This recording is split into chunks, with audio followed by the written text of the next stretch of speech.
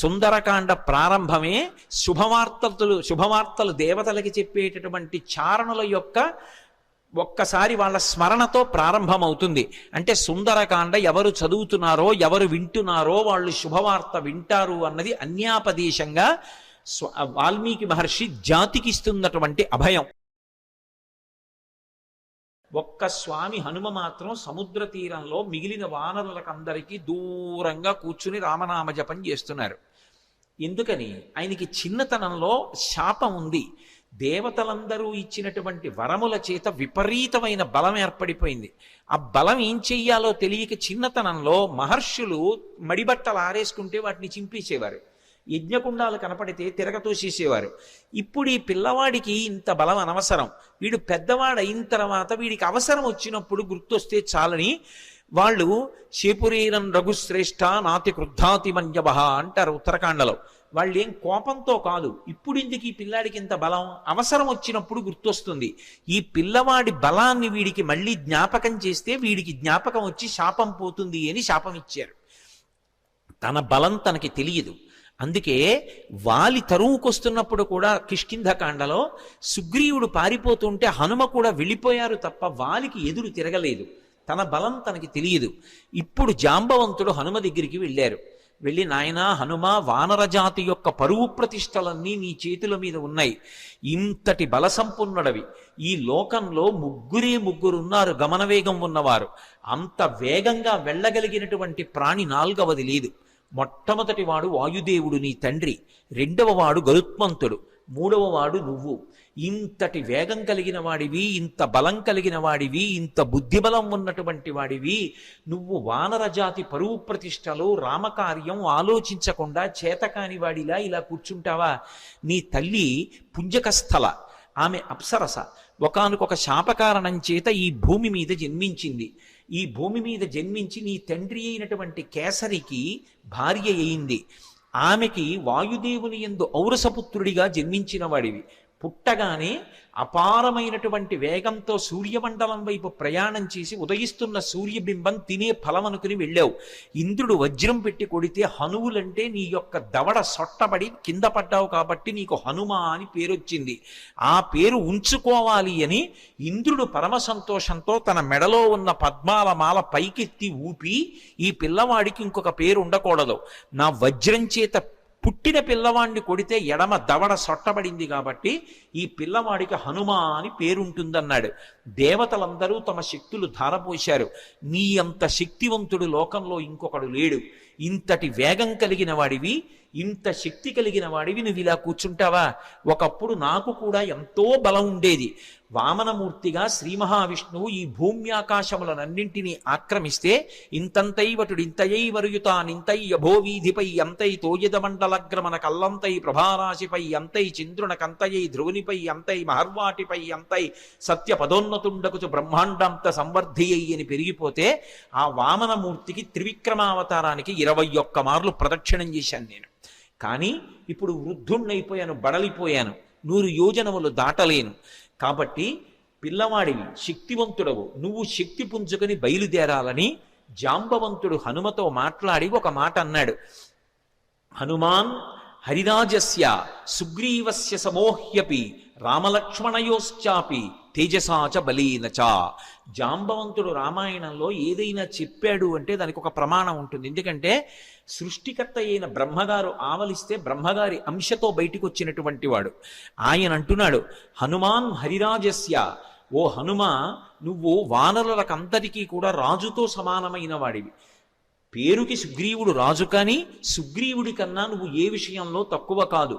సుగ్రీవుడే కాదు, రామలక్ష్మణయోశ్చాపి తేజసాచ బలీనచ, రామలక్ష్మణులతో కూడా నువ్వు తేజస్సులో బలంలో సమానమైనటువంటి వాడివి. అటువంటి వాడివి ఇలా కూర్చుంటావా? ఉత్తిష్ట హర్షార్దూల హరిషార్దూల లంఘవస్య మహార్ణవం పరాహి సర్వభూతానాం హనుమన్యా గతిస్తవ. ఓ హనుమ, నీవు నీ బలాన్ని జ్ఞాపకాన్ని తెచ్చుకొని పైకి లే. లేచి ఈ సముద్రాన్ని దాటు.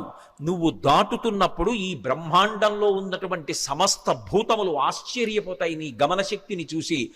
ఆశ్చర్యపోయి భూతకోటి అంతా లేచి నిలబడి నమస్కరిస్తుంది. అంత వేగంతో వెళ్ళగలిగిన వాడివి, అటువంటి వాడివి ఇలా కూర్చోకూడదు. వానర జాతి పరువంతా నీ చేతిలో ఉంది. నువ్వు ఇవాళ వెళ్ళి సీతమ్మ దర్శనం చేసి వచ్చి ఆమె జాడ తీసుకొస్తే మనం వెళ్ళి మళ్ళీ సుగ్రీవుడికి చెప్తే, సుగ్రీవుడు రాముడికి చెప్తే, రాముడి వలన ఉపకారం పొందినటువంటి సుగ్రీవుడు ప్రత్యుపకారం చేశాడనేటటువంటి మాట నిజమవుతుంది. లేకపోతే మన ప్రభువు పరువు పోతుంది, ప్రభువు చేత పరిపాలింపబడిన వానర జాతి పరువు పోతుంది. ఇంతమంది పరువు నీ చేతిలో ఉంది, ఇంతమంది శోకాన్ని పోగొట్టగలిగిన వాడివి నువ్వే, నాయనా లే అని ఒక్కసారి ప్రచోదనం చేస్తే శాప విమోచనం అయిపోయింది. తెలియక ఒక మాట అంటుంటారు, హనుమకి తన బలం గుర్తు చెయ్యాలని. మనం ఇప్పుడు జ్ఞాపకం చెయ్యక్కర్లేదు. ఎప్పుడో కిష్కింధకాండ చివరిలో సుగ్రీవుడు చేసినటువంటి స్తోత్రం చేత హనుమ యొక్క ఆ శాపమంతా విమోచనం అయిపోయింది. వెంటనే ఆయన తన బలాన్ని తాను జ్ఞాపకానికి తెచ్చుకొని మహేంద్రగిరి మీదకి ఎక్కుతూ అక్కడ నిలబడి ఒక మాట చెప్పారు, నా బలం నాకు జ్ఞాపకానికి వచ్చింది. నాతో సమానంగా వెళ్ళగలిగినటువంటి వాళ్ళు ఇద్దరే. ఒకటి నా తండ్రి వాయుదేవుడు, రెండు గరుత్మంతుడు. నేను ఎంత వేగంగా వెడతానంటే సూర్యుడు ఉదయాద్రి మీద ఉదయించి ప్రయాణం ప్రారంభం చేసినప్పుడు సూర్యుడితో పాటుగా ప్రయాణం ప్రారంభం చేసి సూర్యుడు మధ్యాహ్నానికి ఆకాశం మధ్యలోకి వచ్చేటప్పటికి నేను పశ్చిమాద్రికి వెళ్ళి పశ్చిమాద్రిని ముట్టుకుని మళ్ళీ తిరిగి వచ్చి మధ్యాహ్నం సూర్యబింబాన్ని కలవగలను. అంత వేగంతో వెళ్ళగలను. సముద్రం మీద నేను వెడుతున్నప్పుడు నా వేగాన్ని తట్టుకోలేక నా తొడల యొక్క వేగానికి సముద్రాన్నంతటినీ చాప చుట్టినట్టు చుట్టి నీటిని పైకెత్తి తీసుకుపోగలను. ఆకాశంలో ఉండేటటువంటి మేఘములనన్నిటినీ కూడా నా భుజముల చేత కట్టకట్టి ఈడ్చేయగలను. ఈవలి ఒడ్డున నిలబడి ఆవలి ఒడ్డుని నా చేతితో స్పృశించగలను. పర్వతములను పైకెత్తి ఆడి వాటిని చూర్ణములను చేయగలను. ఈ భూమినంతటినీ చుట్టతాను. సముద్రాలన్నింటినీ కూడా కలచివేసి అవి తమ చెలియల కట్టలు దాటి ప్రవహించేలా చెయ్యగలను. అంతటి శక్తివంతుడనన్న విషయం నాకు అర్థమైంది. ఇప్పుడు నేను లంకాపట్టణానికి బయలుదేరుతున్నాను, మీరు నిశ్చింతగా ఉండండి మహేంద్రగిరి మీద నిలబడి సవేగవాన్ వేగ సమాహితాత్మ హరిప్రవీర పరవీరహంత మనస్సమాధాయ మహానుభావో జగామలంకాం మనసా మనస్వీ అని పూర్తి చేశారు మహర్షి కిష్కింధకాండ. ఆ హనుమ ఇంకా లంకాపట్టణానికి తన శరీరంతో వెళ్ళాలి. కానీ ఆయన అత్యంత ఉత్సాహంతో తన మనసుతో ఏనాడో చేరిపోయారు లంకాపట్టణానికి. శోకమన్నది ఎక్కడుంటుందంటే మనసులో ఉంటుంది. ఆ శోకం పోవడానికి మార్గం ప్రయత్నం ఎక్కడుంటాయంటే మనసులోనే ఉంటాయి. ఆ మనసు పరిపుష్టం కావాలంటే, మళ్ళీ అటువంటి తేజస్సుని పుంజుకోవాలంటే, ఎంత కష్టాన్నైనా దాటగలగాలంటే హనుమ యొక్క అనుగ్రహంతో, సీతారాముల అనుగ్రహంతో మనసు ప్రచోదనం పొందాలంటే సుందరకాండ చదవండి అని చెప్తారు. ఇంతమంది వానరులు ఉత్తర తీరంలో నిలబడిపోతే ఒక్క హనుమ మాత్రం ఎంత ఉత్సాహంగా వెడుతున్నారంటే శత్రుపురానికి మనసుతో ఆయన చేరిపోయారు. ఇక శరీరంతో వెళ్ళాలంతే. అంత అద్భుతమైనటువంటి రీతిలో ప్రయాణం చేయడానికి ఆ మహేంద్రగిరి మీద నిలబడినటువంటి స్వామి హనుమ యొక్క స్థితిని ఆవిష్కరిస్తూ సుందరకాండ ప్రారంభం అవుతుంది. ప్రారంభం చేస్తూ మొదటి శ్లోకంలో మహర్షి అంటారు, తతో రావణనీతాయా సీతాయా శత్రుకర్షణ ఈష పథమన్వేష్టం చారణాచరితే పథి. చారణలు ప్రయాణం చేసేటటువంటి మార్గం ఏదుందో ఆ మార్గంలో ప్రయాణం చేసి రావణుడి చేత అపహరింపబడినటువంటి సీతమ్మ జాడ కనిపెట్టడానికి స్వామి హనుమ శత్రుకర్షణుడై సంకల్పమును చేసి ఉన్నారు. ఎవ్వరూ చెయ్యలేనటువంటి సంకల్పం. అవతల దుర్నిరీక్షుడైనటువంటి రాక్షసుడు, అపారమైనటువంటి తపస్సు చేసినవాడు, కాంచనలంకకి అధిపతి, 100 యోజనముల సముద్రాన్ని దాటి వెళ్ళాలి. ఆవలి ఒడ్డున దిగిలి దగ్గర నుంచి విచ్చుకత్తులు పట్టుకుని రాక్షసులు నిలబడతారు. ఎవడి తేజస్సు చూసినంత మాత్రం చేత యమధర్మరాజు గారు కూడా కాకిలో దూరి పారిపోయాడో అంతటి మహాతేజస్ సంపన్నుడు. తన జీవితం మొత్తం మీద రామచంద్రమూర్తి చేతిలో చనిపోకముందు అతను ఓడిపోయింది ఇద్దరి చేతిలోనే. ఒకటి వాలి చేతిలో ఓడిపోయాడు, 2 కార్తవీర్యార్జునుడి చేతిలో ఓడిపోయాడు. దిక్పాలకుడిని కూడా ఓడించాడు, దేవతల్ని ఓడించాడు, ఇంద్రుణ్ణి ఓడించాడు. అంతటి శక్తివంతుడు, దుర్నిరీక్షుడు, అసలు చూడ్డం కూడా సాధ్యం కాదు. అంతటి తేజస్సుతో వెలిగిపోతుంటాడు. కొన్ని కోట్ల మంది రాక్షసులు నిరంతరం పరివేష్టించి ఉండి లంకాపట్టణాన్ని కాపలా కాస్తూ ఉంటారు. అటువంటి లంకాపట్టణంలో అతను ప్రాణ సమానంగా భావించి దాచినటువంటి సీతమ్మ యొక్క జాడ కనిపెట్టాలనేటటువంటి సంకల్పం చేసుకుని బయలుదేరుతున్నారంటే అటువంటి సంకల్పం చెయ్యగలిగినటువంటి వాడు వేరొకడెక్కడుంటాడు. అందుకని ఈయేష ఎంత గొప్ప సంకల్పం చేశారు. అందుకని ఈయేష పథమన్వేష్టం చారణా చరితే పథి. చారణా చరితే పథి అంటే చారణులు అంటే దేవగాయకులు. రామాయణంలోనే అనేక చోట్ల వాళ్ళ ప్రస్తావన వస్తుంది. శంకర భగవత్పాదులు చేసినటువంటి నవరత్నమాలికా స్తోత్రంలో కూడా చారణుల గురించినటువంటి ప్రస్తావన ఉంటుంది. చారణులు ఎప్పుడు శుభవార్తలు చెప్తూ ఉంటారు. సుందరకాండ ప్రారంభమే శుభవార్తలు దేవతలకి చెప్పేటటువంటి చారణుల యొక్క ఒక్కసారి వాళ్ళ స్మరణతో ప్రారంభమవుతుంది. అంటే సుందరకాండ ఎవరు చదువుతున్నారో ఎవరు వింటున్నారో వాళ్ళు శుభవార్త వింటారు అన్నది అన్యాపదేశంగా వాల్మీకి మహర్షి జాతికి ఇస్తున్నటువంటి అభయం. ఆ చారణులు దేవగాయకులు. వాళ్ళు భూమికి దగ్గరగా తిరుగుతూ ఉంటారు. వారు భూమి మీద దిగరు, ఆకాశ మార్గంలో వెడుతూ ఉంటారు. అంటే స్వామి హనుమ సముద్రం మీద కాకుండా సముద్రానికి తగలకుండా ఆకాశ మార్గంలో వెళ్ళడానికి నిర్ణయించుకున్నారు అన్నది భావన. ఇందుచేత అంతటి శక్తివంతుడు, అంతటి గమనవేగం కలిగిన వాడు, గరుత్మంతునితో సమానమైన వాడు కాబట్టి ఆయన వెళ్ళగలరు ఆకాశంలో. కాబట్టి తతో రావణనీతాయా సీతాయా శత్రుకర్షణ ఈయేష పథమన్వేష్టం చారణా చరితే పథి. అదే శ్లోకం సంసారం అనేటటువంటి సముద్రాన్ని తరించడానికి ఎటువంటి ఉపాయములను అనుష్ఠిస్తారో అటువంటి ఉపాయములు హనుమ ద్వారా ఆవిష్కరింపబడిన కాండ కాబట్టి అదే శ్లోకాన్ని వేరొక రకంగా అన్వయం అయినప్పుడు హనుమ వలన మాత్రమే మళ్ళీ అందులో ఇంకొక విషయం ఆవిష్కరింపబడుతుంది. ఆయన చారణా చరితే పథి, చారణులు వెళ్ళినటువంటి మార్గంలో వెడుతున్నారు. చరణము అన్న మాట దేనికి అన్వయం అవుతుందంటే ప్రధానంగా వేదంలో ఉండేటటువంటి మంత్రభాగాలు ఉంటాయి. వేదంలో ఉండేటటువంటి మంత్రభాగాలకి సంబంధించినటువంటి విభాగాల్ని చరణములు అని పిలుస్తారు. చారణ చరితే పథి అంటే వేదము చేత చెప్పబడినటువంటి సంప్రదాయబద్ధమైనటువంటి మార్గంలో ప్రయాణం చేసి బ్రహ్మ విద్యాస్వరూపిణి అయినటువంటి సీతమ్మ జాడ తెలుసుకోవడానికి ఒక గొప్ప ఉపాసకుడు ఉపాసన ప్రారంభం చేశాడు. అంతర్ముఖత్వాన్ని, లంక అనబడేటటువంటి ఈ శరీరం లోపలికి వెళ్ళి ఇక్కడే ఉన్నటువంటి సీతమ్మ యొక్క దర్శనానికి వెడుతున్నాడు. అలా వెడుతున్నవాడు మహాసాధకుడు, మహాపురుషుడు.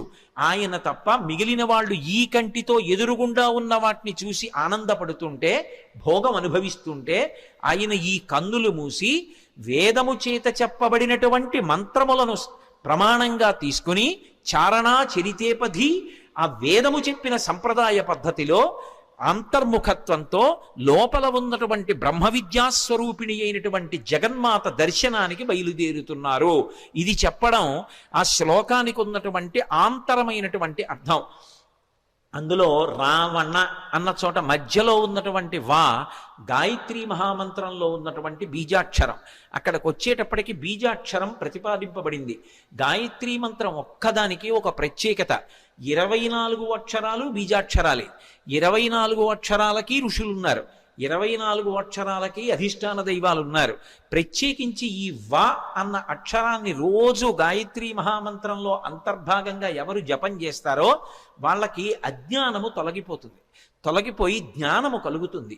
అంత గొప్పగా అజ్ఞానమును తొలగించగలిగినటువంటి ఒక యోగి స్వరూపయ్యి అటువంటి మార్గాన్ని మనకి ప్రచోదనం చేస్తూ ఉపాసనా రహస్యములను ఆవిష్కృతమయ్యేటటువంటి రీతిలో స్వామి హనుమ లంకాపట్టణానికి బయలుదేరుతున్నారన్నది ఆ శ్లోకంలో సంకేతం. అందుకని తతో రావణనీతాయా సీతాయా శత్రుకర్షణ ఈయేష పథమన్వేష్టం చారణా చరితే పథి. శత్రుకర్షణ అంటే శత్రువులను అణచినవాడు. ఏవి శత్రువులు? కామక్రోధ లోభ మదమోహమాత్సర్యములే శత్రువులు. కానీ లోకంలో అందరికీ ఎవడి కామం వాడికి సంతోషంలా అనిపిస్తే అవి శత్రువులని భావించి వాటిని పక్కకి పెట్టి భగవద్దర్శనం కోసమని శ్రమిస్తున్న వాడెవరున్నాడో వాడు ఉపాసకుడు.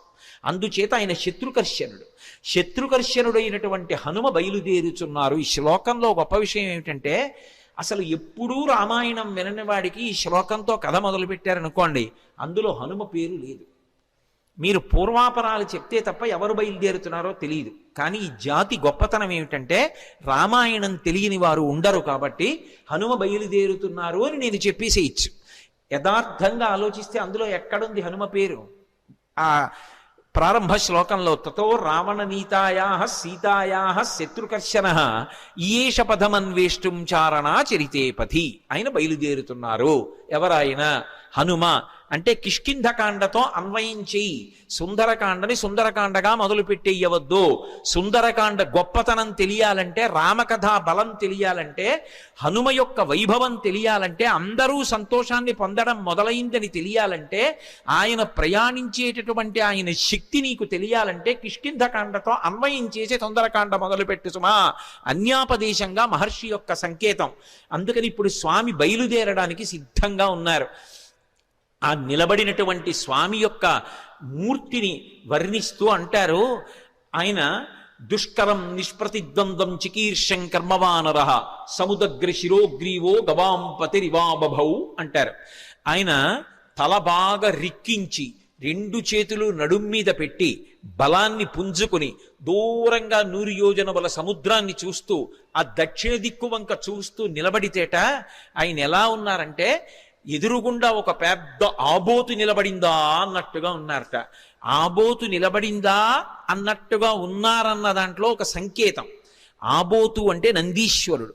నందీశ్వరుడు అంటే లోపల ఆనందం పొందుతూ ఉంటాడు. నంది శివాలయంలో ఎప్పుడు శివలింగాన్ని చూస్తూ ఉంటాడు.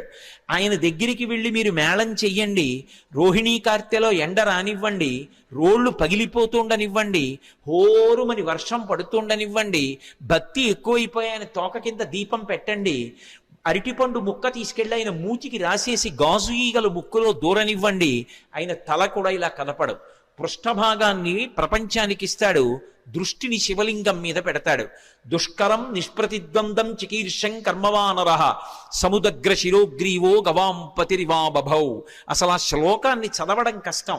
అంటే అది సామాన్యమైన విషయం కాదు సుమా, అందరూ చేయగలిగిన విషయం కాదు. కాంచనలంకలో రావణుని చేత బంధీకృత అయినటువంటి సీతమ్మ తల్లి దర్శనం చేస్తానని ధైర్యంగా సంకల్పం చేసి నిలబడగలగడమే అంత తేలికైన విషయం కాదు.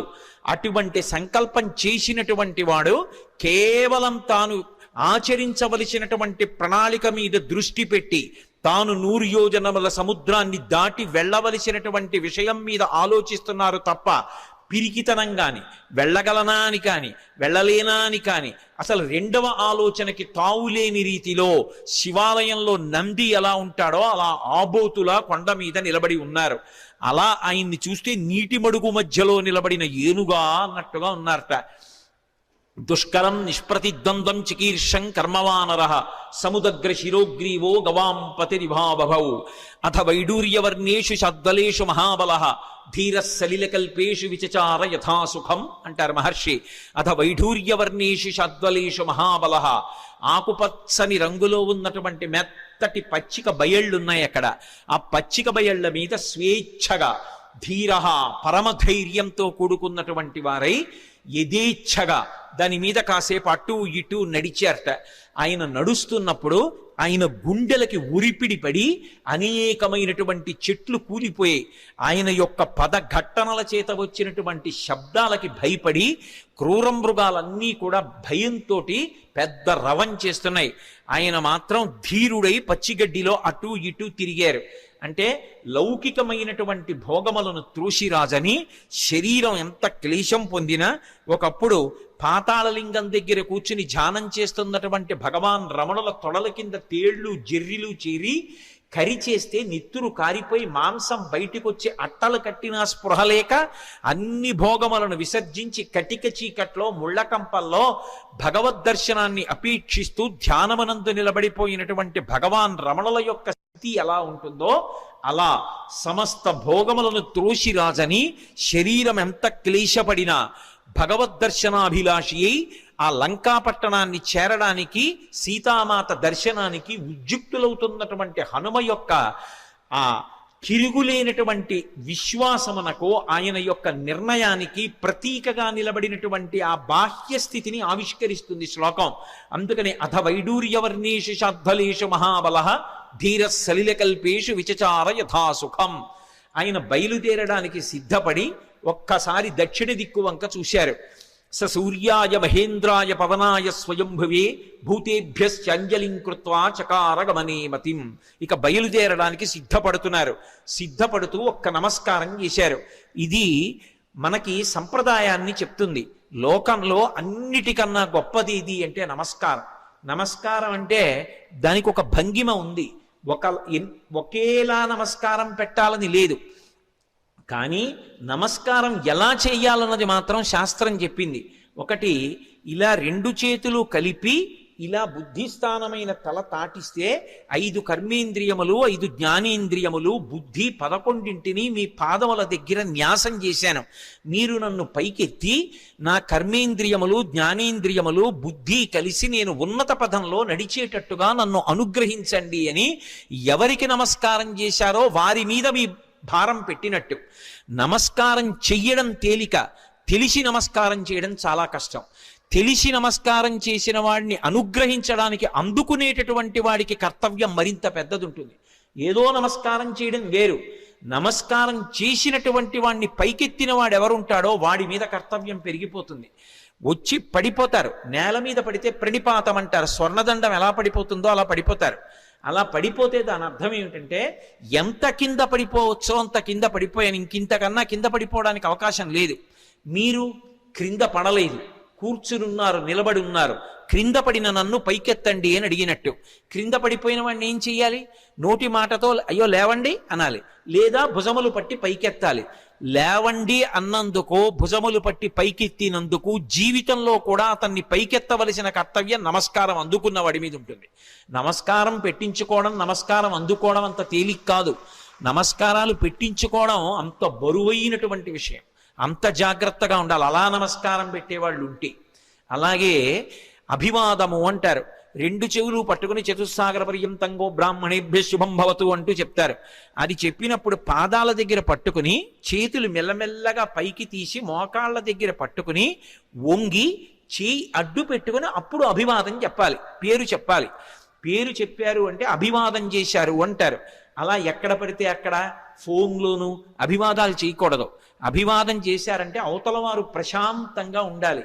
మీ గురించి వినడానికి వారు ప్రశాంతంగా ఉంటే అప్పుడు మాత్రమే అభివాదం చేసి చెప్పాలి తప్ప, సభలోకి వస్తున్నప్పుడు, సభలో ఏదో ఇక ఉపన్యాసానికి పైకి వెళ్ళిపోయేటప్పుడు అప్పుడు వచ్చి చతుస్సాగర పర్యంతం అని అభివాదాలు మొదలు పెట్టకూడదు. అభివాదం ఎక్కడ చెయ్యాలో అక్కడే చెయ్యాలి. ఏ కారణం చేత కూడా నమస్కారం ఇలా చెయ్యక్కర్లేదు. ఇలా నమస్కారం చెయ్యమని ఏ శాస్త్రంలోనూ లేదు. అలా చెయ్యక్కర్లేదు నమస్కారం. నమస్కారం అంటే అలాగే చెయ్యాలి. నమః, నేను కాదు అని అలా చేసినటువంటి నమస్కారం ఏది ఉంటుందో ఆ నమస్కారం ఒక్కటి తెలిసి చేసినంత మాత్రం చేత జీవితంలో అందుకోవలసినటువంటి స్థితికి వెళ్ళిపోతాడు. మొట్టమొదట సంప్రదాయంలో నమస్కారం ఎవరికి అందాలంటే గురువు గారికి అందాలి. అందుకే ఆ నమస్కారం ఎప్పుడు చేస్తారంటే నిద్రమంచం మించి లేచి లేవగానే కుడికాలు కింద పెట్టేటప్పుడు సముద్రవసనీదేవి పర్వత స్తనమండలే విష్ణుపత్ని నమస్తుభ్యం పాదాహతిం క్షమస్వమే అని భూదేవి మీద కాలు పెడుతున్నాను కాబట్టి అమ్మ దిక్కు లేక కాలు పెడుతున్నాను క్షమించమని కాలు పెట్టి నిలబడగానే నేల మీద పడిపోవాలి. అది పడక గది కానివ్వండి, ఏది కానివ్వండి, నేల మీద పడి గురువుగారి పాదాలు స్మరించాలి. గురువుగారు వచ్చి ఎదురుగుండా నిలబడ్డారని భావన చేసి గురువుగారికి నమస్కారం చేసి లేచి నిలబడాలి. అందుకని గురువు గారితో ప్రారంభం. ఏది మొదలు పెట్టండి, గురువు గారికి వందనం చేసి మొదలు పెడతారు. గురువు గారే నా చేత చేయిస్తున్నారని. మళ్ళీ అయిపోయిన తరువాత గురుమండలానికి అంతటికీ నమస్కారం. అదే మంగళాశాసన పరై మదాచార్య పురోగమై అని గురువుకి నమస్కారం చేసి పూర్తి చేస్తారు. మొట్టమొదట గురువుకి నమస్కారం చేయాలి. గురువు చేసిన ఉపకారం చెయ్యగలిగిన వాడు లోకంలో ఎవ్వరు ఉండడు. తల్లిదండ్రులు కూడా శరీరాన్ని ఇస్తారు. మళ్ళీ శరీరంలోకి రావలసిన అవసరం లేని జ్ఞానం ఇవ్వగలిగిన వాడు గురువు ఒక్కడే. అటువంటి గురువుకి నమస్కారం చెయ్యడం వినా అసలు మనం చెయ్యగలిగినది ఇంకొకటి ఉండదు. ఎందుకంటే గురువుకి ఈశ్వరుడు తప్ప ఇంకేం అక్కర్లేదు. అటువంటి గురువుకి మీరేం పట్టుకొచ్చిస్తారు? అంతటా నిండిపోయినటువంటి మనసు కలిగినటువంటి గురువుకి పంచల చాపునీయగలిగిన సాలెవాడు ఈ భూమి మీద పుట్టలేదు. గురువుకి చేసేది నమస్కారం ఒక్కటే. అందుకే రుక్మిణీదేవి అంటుంది భాగవతంలో, జలజాతెక్షణు తోడి తెచ్చితివి నా సందేశముంచెప్పి నను నిలువం పెట్టితివి నీ కృపన్ బ్రతికితిన్ నీకన్న పుణ్యాత్మకుల్ కలరే దీనికి నీకున్ ప్రత్యుపకృతిన్ చెయ్యంగనేనేర అంజలి ఘటించదభుసురాన్వయమణి సద్బంధు చింతామణి అంటుంది. అంజలి అంటే రెండు చేతులు ఇలా పెట్టి నమస్కరిస్తే అంజలి పట్టారు అంటారు.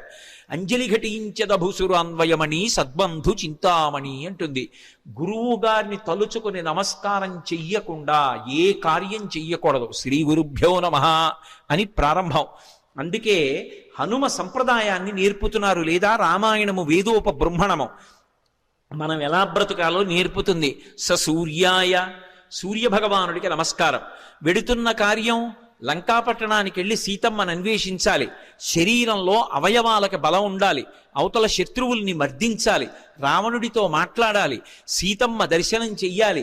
దీనికి ఇంద్రియములన్నిటికీ కూడా పటుత్వం ఉండాలి. సమస్త ఇంద్రియములకు పటుత్వమునివ్వగలిగినటువంటి మహేంద్రుడికి నమస్కారం. సూర్యాయ మహేంద్రాయ పవనాయ ఈ శరీరాన్ని ఇచ్చినటువంటి నా తండ్రి వాయుదేవుడికి నమస్కారం. స్వయంభువే, స్వయంభువే అంటే బ్రహ్మగారిని ఒక అర్థం, లేదా రామచంద్రమూర్తికే నమస్కారం చేశారని ఒక అర్థం.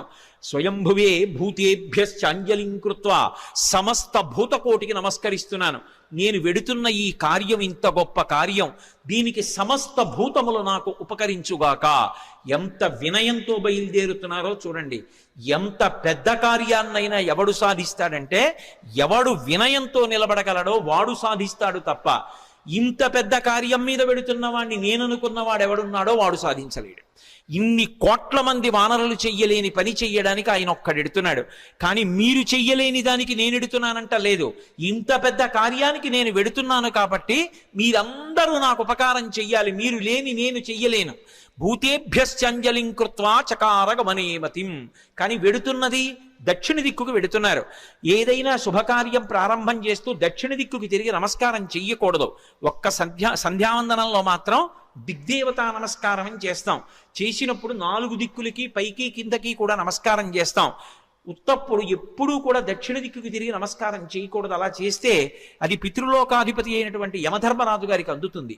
అందుకని దక్షిణ దిక్కుకి నమస్కారం చెయ్యరు. కాబట్టి దక్షిణానికి చెయ్యకూడదు. కాబట్టి సంప్రదాయంలో తేజస్సు పెరగాలి అంటే తూర్పు దిక్కుకి తిరిగి నమస్కారం చెయ్యాలి. అంజలిం ప్రాంభుక కుర్వన్ పవనాయాత్మయోనయే తతో హి వహృదే గంతుం దక్షిణో దక్షిణాం దిశం. దక్షిణ దిక్కుకు వెళ్ళడానికి తన శరీర బలాన్నంతటినీ కూడా పుంజుకుని శరీరాన్ని పెద్దదిగా పెంచే ముందు ఒక్కసారి తూర్పుకి తిరిగారు. దక్షిణానికి ప్రయాణం. కానీ తూర్పుకి తిరిగి అంజలి ఘటించారు సూర్యనారాయణమూర్తికి. అంజలి ఘటించి తన తండ్రి అయినటువంటి వాయుదేవుడికి ఇంకొక్క మారు నమస్కారం చేశారు. శరీరాన్నిచ్చినటువంటి తండ్రి అంటే శంకరాయచ మయస్కరాయచ అంటుంది. పరమశివుడు ఇంట్లో తిరిగితే కరచనాదులతో అదే తండ్రి. అటువంటి తండ్రి రూపంలోనే పరమేశ్వరుడు తిరుగుతూ ఉంటాడు అని. అటువంటి తండ్రికి వేరొక్క పర్యాయం నమస్కారం చేశారు. అంజలిం ప్రముఖ కుర్వన్ పవనాయత్మయోనయే తతో హి వవృతే గంతుం దక్షిణో దక్షిణాం దిశం. ఇప్పుడు ఇక బయలుదేరాలి. పెద్ద శరీరాన్ని పర్వతంలా పెంచారు. పెంచి ఇక బయలుదేరడానికి సిద్ధపడుతూ సచచాలాచలశ్చాపి ముహూర్తం కపిపీడిత తరూణాం పుష్పితాగ్రాణాం సర్వం పుష్పమశాచయత్ గిరిణా పీడ్యమానేనా పీడ్యమానాని సర్వశః గుహావిష్టాని భూతాని వినేదుర్వికృతైశ్వరైః తాస్తథా సవిషైర్దష్టా కుపితైస్తైర్మహాశిలాః జజ్జుల పావకోదీప్తా బిబిదుశ్చ సహస్రధా యాని ఔషధజాలాని తస్మిన్ జాతాని పర్వతే విషఘ్నాన్యపి నాగానాం నశేకుష్యమితుం విషం అన్నారు మహర్షి. ఎంత అద్భుతంగా వర్ణించారో. పర్వతాకారుడై నిలబడి ఆ మహేంద్ర పర్వతాన్ని తన 2 పాదముల చేత గట్టిగా పీడించారు. ఆ తొక్కి పట్టేటప్పటికి గుహలన్నీ కూడా మూసుకుపోయాయి. ఆ మూసుకుపోయే ముందు ఆ పర్వతం కదిలింది. కదిలి చెట్లకున్నటువంటి పువ్వులన్నీ రాలిపోయాయి. ఆ రాలిపోయినటువంటి పువ్వులన్నీ ఆయన ఒంటి మీద మహేంద్రగిరి మీద పడ్డాయి. ఇది మహేంద్రగిరి పుష్పాల కొండ అనిపించింది. ఆయన ఒళ్ళంతా పువ్వులు. ఇంకొంచెం నొక్కారు. గుహావిష్టాని భూతాని వినేదుర్వికృతైశ్వరైః. అందులో పెద్ద పులులు, సింహాలు, రకరకాలైన క్రూర జంతువులు ఉన్నాయి. ఆ గుహల్లో పడుకున్నాయి. ఎప్పుడైతే గుహ నొక్కుకుపోతోందో అవి బయటికి పారిపోదామని లేచి బయటికి వస్తున్నాయి. నడుం దాకా బయటికి వచ్చేటప్పటికి గుహ నొక్కుకుపోయింది. సగం శరీరం లోపలుండిపోయింది, సగం శరీరం బయట ఉండిపోయింది. అప్పటి వరకు ప్రశాంతంగా ఉన్నటువంటి మహేంద్రగిరి ఒక్కసారి క్రూర మృగాల యొక్క పెద్ద పెద్ద అరుపులతో కొండంతా నిండిపోయింది. ఉత్తర క్షణం ఆశ్చర్యపోయారు, ఏమైంది ఈ కొండకి? ఈ కొండ బద్దలైపోతోందా? ఎవరైనా రాక్షసులు వచ్చి దీన్ని భేదిస్తున్నారా అని.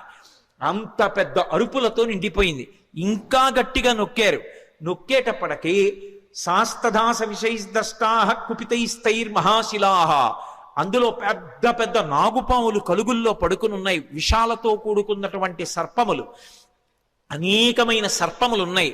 ఇందాక గుహలు నొక్కుకున్నాయి, ఇప్పుడు చిన్న చిన్న కన్నాలు కలుగులు కూడా నొక్కుకుపోతున్నాయి. పర్వతం తొక్కేస్తుంటే ఆ కలుగుల్లో ఉన్నటువంటి పావులన్నీ బయటికి బుస్ అని పైకొచ్చాయి. సగం పైకొచ్చేటప్పటికే ఆ కలుగు నొక్కుకుపోయింది. నడుం దగ్గర నుంచి లోపలకు ఉండిపోయింది, మిగిలింది పైకుండిపోయింది. వాటికి విశేషమైన ఆగ్రహం వచ్చి పడగలు విప్పాయి. ఆ పడగలు విప్పేటప్పటికి నల్లటి స్వస్తికాకారాలు కనపడుతున్నాయి. ఒక్కసారి మహేంద్రగిరి అంతా పావులన్నీ పడగలు విప్పితే స్వస్తికాకారంతో పావుల పడగలు కనపడుతుంటే విచిత్రమైనటువంటి శోభని పొందింది. ఆ పడిపోతున్నప్పుడు బంగారు శిలలు, వెండి శిలలు కిందకి పడిపోతుంటే అవి ఉరుసుకున్నప్పుడు కొండంతా ఎక్కడ చూసినా బంగారు గీతలు, వెండి గీతలు, పచ్చగా తెల్లగా గీతలు పడిపోయింది. ఈ బయటికి వచ్చేసినటువంటి పావులు ఇవన్నీ ఎంతసేపట్లో? నేను వర్ణించినంతసేపు పట్టదు, ఒక్క క్షణకాలంలో. బయటికి వచ్చినటువంటి పాములు తమ పడగలు విప్పి ఆ బాధ తట్టుకోలేక పక్కన ఉన్నటువంటి శిలల్ని కాటువేశాయి. వాటి విషం వచ్చి శిలలకి తగిలేటప్పటికీ ఆ శిలల్లోంచి అగ్నిహోత్రం పుట్టి ఒక్క క్షణంలో మహేంద్రగిరి అంతా కూడా అగ్నిహోత్రంలో తగలబడిపోతోంది. అక్కడ అనేకమైనటువంటి ఓషధులు ఉన్నాయి. యాని ఔషధజాలాని తస్మిన్ జాతాని పర్వతే విషఘ్నాన్యపి నాగానాం నశేకుష్యమితుం విషం. ఆ ఓషధులు పాముల యొక్క విషాన్ని పోగొట్టగలవు, కానీ అంత గొప్ప కాట్లు వేస్తే పుట్టినటువంటి విషంలోని అగ్నిహోత్రాన్ని అక్కడ ఉన్నటువంటి పాములు ఏవి కూడా, అక్కడ ఉన్నటువంటి ఓషధులు ఏవి కూడా ఆర్పలేకపోయాయి.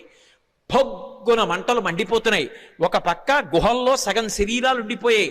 ఈ పావులు, క్రూర జంతువులు ఈ వేడి ఎక్కడ లేని అరుపులు అరుస్తున్నాయి.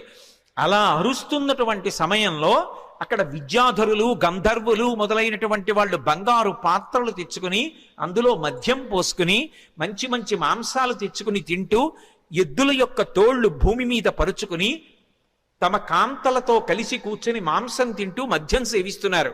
అకస్మాత్తుగా కొండ కదిలిపోయింది.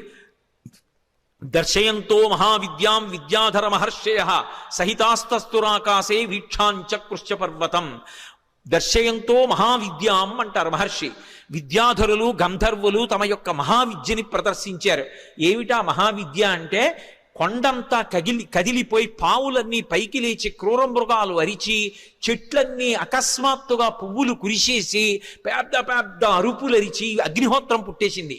బంగారు పాత్రలు వదిలేశారు, మద్యం వదిలేశారు, ఆహారం వదిలేశారు, ఎద్దుల తోళ్లు వదిలేశారు. భార్యల్ని మాత్రం చంకలో పట్టుకుని అకస్మాత్తుగా ఆకాశంలోకి ఎగిరిపోయి ఆధారం లేకుండా వాళ్ళు ఆకాశంలో నిలబడ్డారు.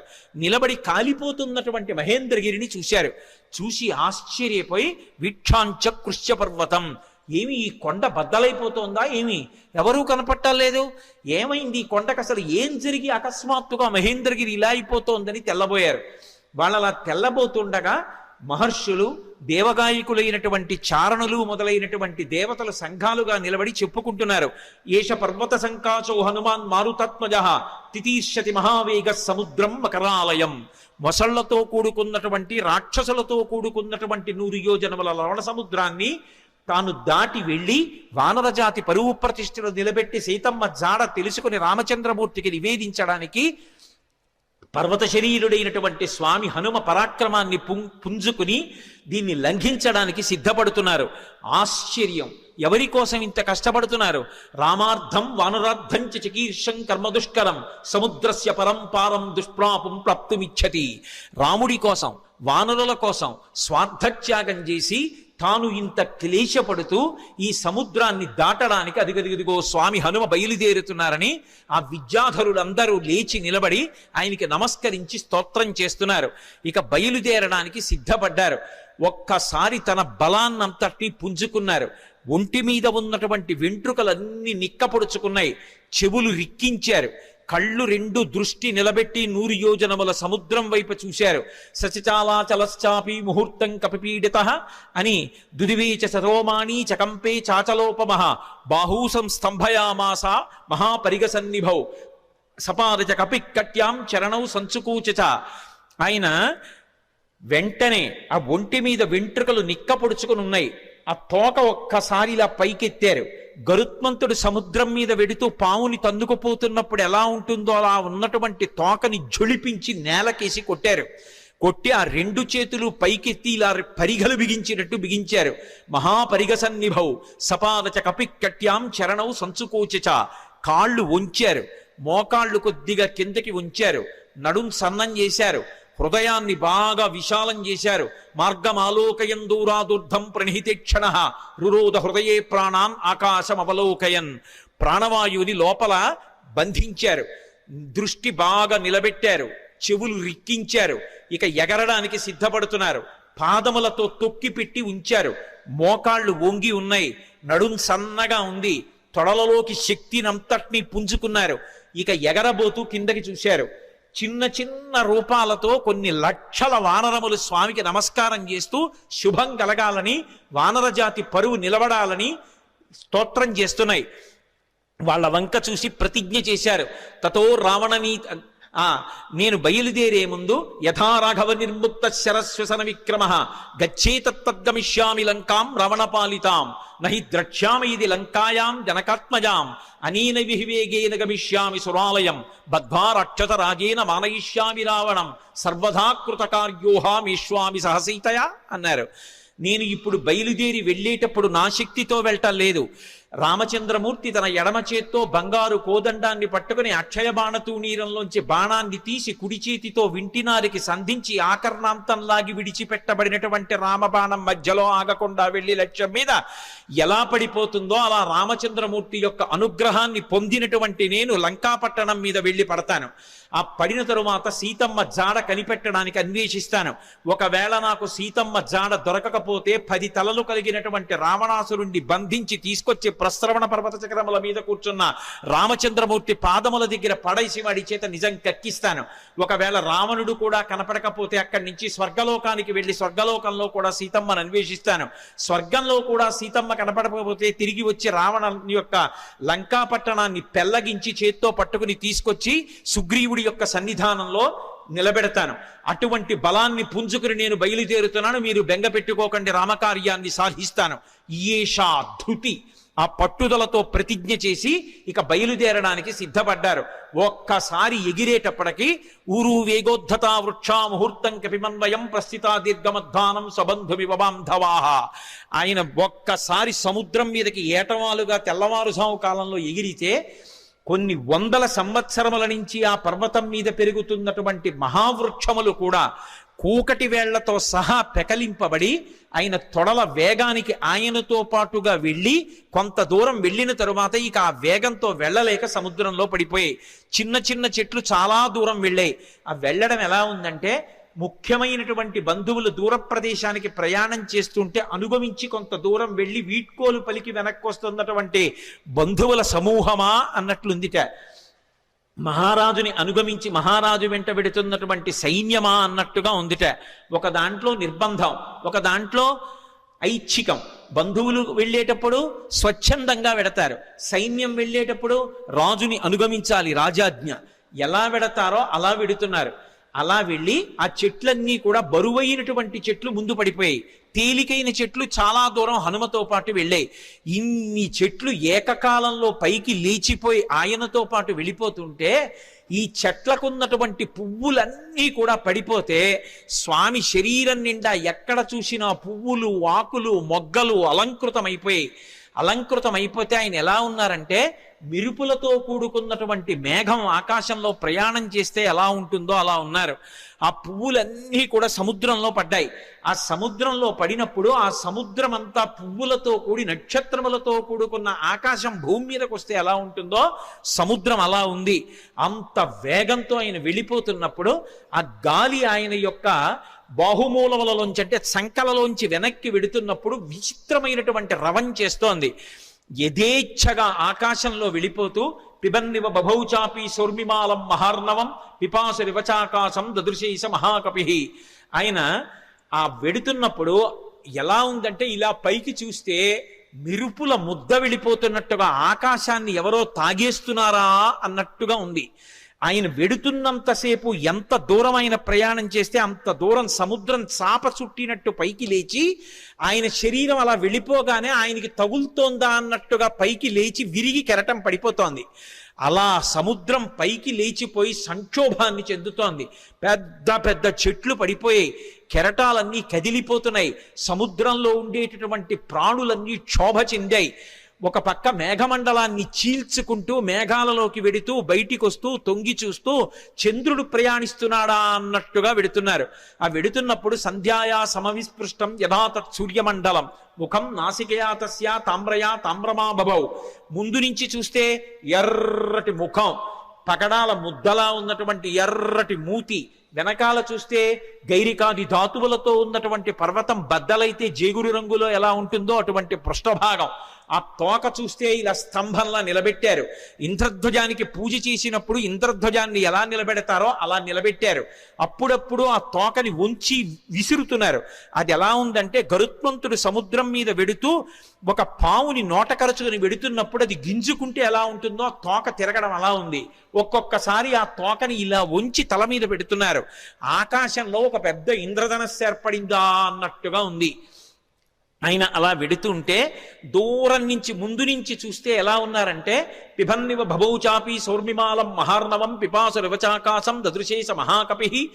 ఆ దూరం నుంచి పర్వతస్థా వివానలౌ, ఆ రెండు కళ్ళు కూడా ఎక్కడో పర్వతంలో చీకటిగా ఉన్న చోట రెండు నెగళ్ళు వేస్తే ఆ రెండు నెగళ్ళు రెండు అగ్నిహోత్రాలు రగులుతుంటే ఇక్కడి నుంచి చూస్తే ఎలా ఉంటాయో పచ్చగా ఉన్నటువంటి ఆయన కళ్ళు అలా ఉన్నాయి. అలా వెళ్ళిపోతున్నారు. ఆ వెళ్ళిపోతున్నప్పుడు అకస్మాత్తుగా సముద్ర జలాలన్నీ కూడా ఇలా చాప చుట్టినట్టు పైకి లేచి పడిపోతుంటే ఆ సముద్రంలో ఉన్నటువంటి ప్రాణులన్నీ ఒక్కసారి కనపడ్డాయి. తిమివక్రజుషాహ కూర్మాహ దృశ్యంతే వివృతాస్తథా వస్త్రాపకర్షకేణేవ శరీరాణి శరీరిణాం అంటారు మహర్షి. ఒక వ్యక్తి బట్ట కట్టుకుని పడుకుని నిద్రపోతుంటే పెద్ద గాలి అతని మీదకి వస్తే బట్ట పైకి లేచిపోతే శరీరావయవములన్నీ ఎలా కనపడతాయో అలా ఎప్పుడూ సముద్రం అడుగున ఉండేటటువంటి ప్రాణులు ఎవ్వరికీ ఎప్పుడూ కనపడనివి హనుమ చేస్తున్నటువంటి గమన శక్తికి చాప చుట్టినట్టు పైకి ఇలా లేచిపోతే తరంగం కింద లోపల ఉన్నటువంటి పెద్ద పెద్ద చేపలు, చిన్న చిన్న చేపలు, ఎండ్రకాయలు, తాబేళ్లు, మొసళ్ళు అన్నీ ఒక్కసారి వెలుతురులో కనపడుతున్నాయి అనుకునేటప్పటికీ పెద్ద చప్పుడుతో ఈ కెరటం వెళ్ళి మళ్ళీ పడిపోతోంది. ఆ కెరటం మళ్ళీ పడిపోతుంటే సముద్రం అంతా కలయి తిరిగిపోతోంది. అలా కలయి తిరిగిపోతుండగా నిర్భయంగా క్రీడిస్తున్నవాడు ఎలా ఉంటాడో అలా ఆకాశ మార్గంలో గమనం చేసి వెళ్ళిపోతున్నారు. అద్భుతమైన ప్రయాణం. నిజంగా శాబ్దిక ప్రత్యక్ష ప్రసారం చేశారు వాల్మీకి మహర్షి. సుందరకాండ ప్రథమ సర్గ చదువుతుంటే మన కళ్ళ ముందు కనపడుతుంది ఆయన వెడుతున్నటువంటి తీరు. ఆ మబ్బుల్లోంచి ఏదో ఒక బంగారు ముద్ద వెళ్ళిపోతుందా అన్నట్టుగా, చంద్రబింబం మబ్బుల్లోంచి ప్రయాణం చేస్తోందా అన్నట్టుగా వెళ్ళిపోతున్నారు. వెళ్ళిపోతుండగా సముద్రుడు చూశాడు. చూసి వెంటనే మైనాకుణ్ణి పిలిచి అన్నాడు. మైనాకుడు బంగారు శిఖరములతో ఉంటాడు. ఆయన యొక్క గర్భంలోనే ఉన్నాడు, సముద్ర గర్భంలో. ఆయనతో అన్నాడు, అహమిక్ష్వాకునాథేన సగరేణ వివర్ధత ఇక్ష్వాకు సచివశ్చాయం నావసీదితుమర్హతి. ఇది రామాయణం చదువుకున్నటువంటి జాతి యొక్క లక్షణాన్ని మహర్షి జ్ఞాపకం చేస్తున్నారు. నేను సముద్రుణ్ణి. ఈ భూమి మీద సముద్రాలు ఎలా ఏర్పడ్డాయో తెలుసా?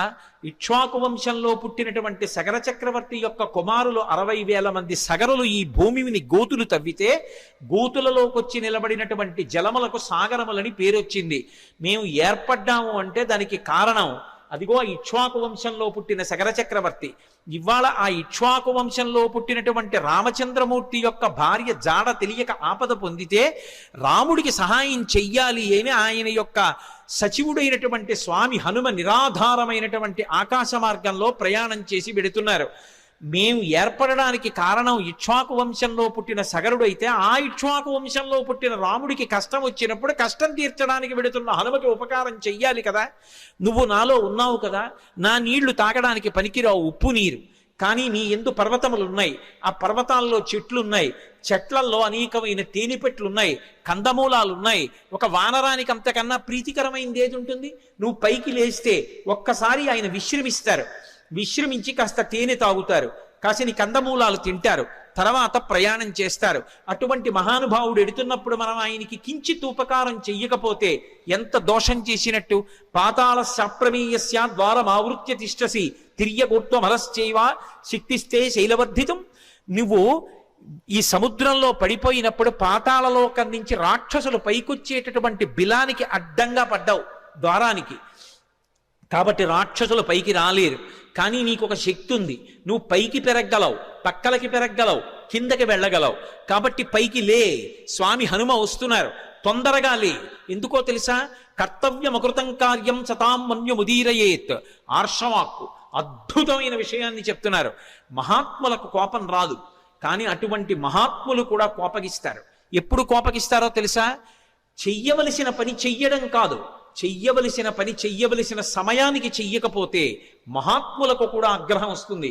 అందుకని ఆయన దాటిపోక ముందు నువ్వు లేవాలి. అయ్యో నాకు తెలిసి లేచేటప్పటికి ఆయన వెళ్ళిపోయారు అనకూడదు, ఆయన రాకముందు లేచి నిలబడాలి. మహాత్ములు వచ్చేటప్పటికి సిద్ధంగా ఉండాలి. అందుకని వారు రాకముందు లేచి నిలబడు, అంజలి ఘటించు, స్వాగతం పలుకు, పలికి ఆయనకి విశ్రాంతికి స్థానం కల్పించు. అనగానే మైనాక పర్వతం సముద్రాన్ని చీల్చుకుని ఒక్కసారి పైకి లేచింది. వచ్చేస్తున్నారు హనుమ ఆకాశ మార్గంలో. అకస్మాత్తుగా ఆ శిఖరముల మధ్యలో బంగారం ఉంటుంది. బాలసూర్యుని యొక్క కిరణములు పడి తెల్లవారుజాము కాలమేమో మరింత శోభిస్తోంది. ఆకాశం అంతా బంగారు వర్ణం పొందేసింది. అకస్మాత్తుగా సముద్రంలోంచి శిఖరములు లేచాయేమో, సముద్ర రంగంతా కూడా బంగారు రంగు అయిపోయింది. ఆ శిఖరములు పైకి లేచాయి. దర్శయామాస శృంగాణి సాగరేణ నియోజిత శాతకుంభమయీర్ శృంగై సకిన్నరమహోరగై అంటారు మహర్షి. ఆ పర్వత శిఖరములు పైకి లేస్తే దాని మీద కిన్నరులు ఉన్నారు, దాని మీద భయంకరమైనటువంటి సర్పములు ఉన్నాయి, చెట్లున్నాయి, తేనెపట్లున్నాయి, కందమూలాలున్నాయి, బంగారంతో మెరిసిపోతున్నాయి ఆ శిఖరాలు. స్వామి హనుమ చూశారు, ఇదేమి ఇప్పటి వరకు లేనిది సముద్రంలోంచి అకస్మాత్తుగా బంగారు శిఖరాలు పైకి లేచాయే అని. మధ్యే లవణతోయస్య విఘ్నోయమితి నిశ్చిత. అకస్మాత్తుగా సముద్రంలోంచి బంగారు శిఖరాలు పైకి లేచాయంటే ఇది నేను చేస్తున్నటువంటి పనికి, నేను వెడుతున్న కార్యానికి విఘ్నం, నేను ఆగకూడదు అని వరసాపాతయామాస జీమూత వివమారుత. తన వక్షస్థలంతో కొట్టారు శిఖరాల్ని. అవి చూర్ణములై పొడి అయిపోయి పడిపోయాయి. సముద్రంలో పడిపోగానే ఒక్కసారి మైనాకుడు పురుష రూపాన్ని దాల్చి నిలబడ్డాడు. అంతరిక్ష స్థిత శ్రీమాన్ ఇదం వచనమబ్రవీత్. ఆకాశంలో నిలబడి స్వామి హనుమతో మాట్లాడుతున్నాడు. మహానుభావ, కృతీచ ప్రతికర్తవ్యం దేశధర్మ సనాతన సోయం తత్ ప్రతికారార్థీ తత్వ సమ్మానమర్హతి అతిథి కిల పూజార్హ ప్రకృతోపి విజానత. ఈ జాతికి ఒక లక్షణం ఉంది, ఉపకారం చేసిన వాడికి ప్రత్యుపకారం చెయ్యాలి. ఒక ఉపకారాన్ని పొంది తిరిగి ప్రత్యుపకారం చెయ్యకుండా ఉపకారాన్ని మరిచిపోయిన వాడు ఎవరుంటాడో వాడు కృతఘ్నుడు. అటువంటి కృతఘ్నుడికి నిష్కృతి లేదు. కిష్కింధకాండలో కూడా స్వామి లక్ష్మణుడు అంటాడు, బ్రహ్మఘ్నైచ సురాపేచ చౌరీ భగ్న వ్రతీ తథా నిష్కృతిర్విహితా సిద్ధి కృతఘ్నో నాస్తి నిష్కృతి. బ్రహ్మహత్య చేసిన వాడికి, దొంగతనం చేసిన వాడికి, సురాపానం చేసిన వాడికి, ఒక వ్రతం చేస్తానని నీళ్లు ముట్టుకుని కూడా వ్రతం చెయ్యకుండా వ్రతభంగం చేసిన వాడికి ప్రాయశ్చిత్తం ఉందేమో కానీ చేసిన ఉపకారాన్ని మరిచిపోయి కృతఘ్నుడై బ్రతికేటటువంటి వాడికి మాత్రం నిష్కృతి లేదంటాడు. కాబట్టి కృతీచ ప్రతికర్తవ్యం దేశధర్మ సనాతన. ఉపకారం చేసిన వాడికి ఉపకారం చెయ్యొద్దు. నేను సముద్రంలో దాక్కున్నాను, దాక్కోవడానికి నాకు అవకాశం ఇచ్చి సముద్రుడు ఉపకారం చేశాడు. అంతేకాదు, నీ తండ్రి నాకు ఉపకారం చేశాడు. ఒకానొకప్పుడు పర్వతాలకన్నిటికీ కృతయుగంలో రెక్కలుండేవి. పర్వతములు ఎగిరి వెళ్ళి ఎక్కడ కావాలంటే అక్కడ దిగేవి.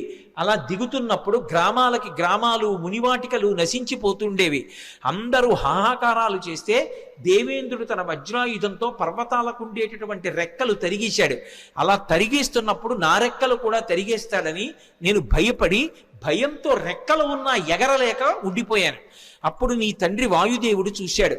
మిత్రత్వాన్ని పాటించి అయ్యో రెక్కలున్నా ఎగరలేకపోతున్నాడని నన్ను ఎత్తి ఇంద్రుడికి కనపడకుండా తీసుకొచ్చి సముద్రంలో పడేశాడు. నేను వెళ్ళి రాక్షసుడు పైకొచ్చేటటువంటి బిలమార్గానికి అడ్డుగా పడ్డాను. ఇంద్రుడు ఓరకంట చూసి పోనీలే భయంతో కదలడు కాబట్టి బిలమార్గం మూసుకుంది, రాక్షసులు పైకి రారు, ఉభయత్రా ఉపకారం జరుగుతుందని ఊరుకున్నాడు. రెక్కలున్నా కదలలేక ఆనాటి నుంచి ఈనాటి వరకు సముద్రంలో పడున్నాను. నీ తండ్రి వాయుదేవుడు నాకు ఉపకారం చేశాడు. ఆ తండ్రికి కొడుకువి నువ్వు, ఆత్మావై పుత్రనామాసి. ఆయనకి ఉపకారం చేస్తే ఎంతో, ఆయన కొడుక్కి ఉపకారం చేస్తే అంతే. అందుకని నువ్వు వెడుతున్నప్పుడు నీకు నేను ఉపకారం చెయ్యొద్దు. అతిథి కిల పూజార్హ ప్రకృతోపి విజానత. అసలు ఒక అతిథి లభించడమే చాలా కష్టం జీవితంలో. అటువంటిది మహాప్రాజ్ఞుడు, నవవ్యాకరణ పండితుడు, స్వార్థం లేనివాడు, రామచంద్రమూర్తి యందు అపారమైన భక్తి కలిగినటువంటి నీ వంటి మహాపురుషుడు అతిథిగా లభించడం అంటే నేను పొందిన అదృష్టం. నిపత్య మమశృంగేషు విశ్రమస్వ యథాసుఖం. ఒక్కసారి నా పర్వత శిఖరముల మీద దిగవయా, కాసేపు విశ్రాంతి తీసుకో, ఇంత తేనె తాగు, కాసిని కందమూలాలు తిను, కించిత్ విశ్రమించు, మళ్ళీ బయలుదేరి వెళ్ళిపో అన్నారు.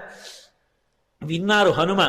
ఒక్కసారి నవ్వి ప్రీతోస్మి కృతమాతిథ్యం మన్యురేషోపనీయతాం త్వరతే కార్యకాలో మే అహస్యాప్యతివర్తతే ప్రతిజ్ఞాతమయా దత్తానస్తాతం వ్యభిహాంతరే అంటారు.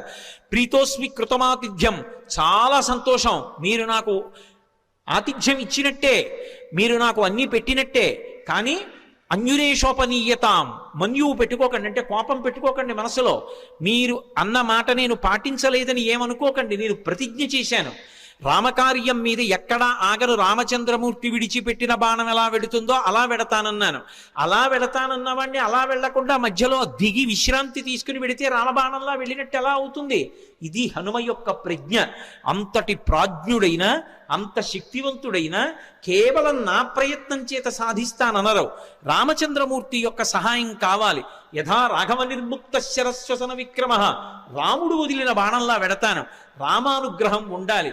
ఎవడైనా జీవితంలో వృద్ధిలోకి రావాలనుకున్నవాడు తాను చెయ్యవలసిన పని తాను చేస్తూ, తన ప్రయత్నం తాను చేస్తూ, ప్రయత్నానికి పక్కన భగవంతుని యొక్క అండదండలు కూడా కలగాలని కోరుకోవాలి. భగవంతుని యొక్క ఏ అనుగ్రహం లేకుండా కేవలం తన ప్రయత్నం వలన సాధిస్తాననుకోవడం మూర్ఖత్వం. ఎప్పుడూ అలా సాధించలేడు. ఈశ్వరుని యొక్క అనుగ్రహం తోడు కావాలి. అందుకే నేను కాదు, రాముడు విడిచిన బాణంలా వెడతాను, రామానుగ్రహం నా యందు నిలబడాలన్నారు. అందుకే మహానుభావుడు నేను రామబాణంలా వెడతానని ప్రతిజ్ఞ చేసి మధ్యలో ఆగలేను. అవతల వేళ దాటిపోతోంది, తొందరగా వెళ్ళాలి. ఏమనుకోకండి, ఎంత మర్యాదగా మాట్లాడతారో.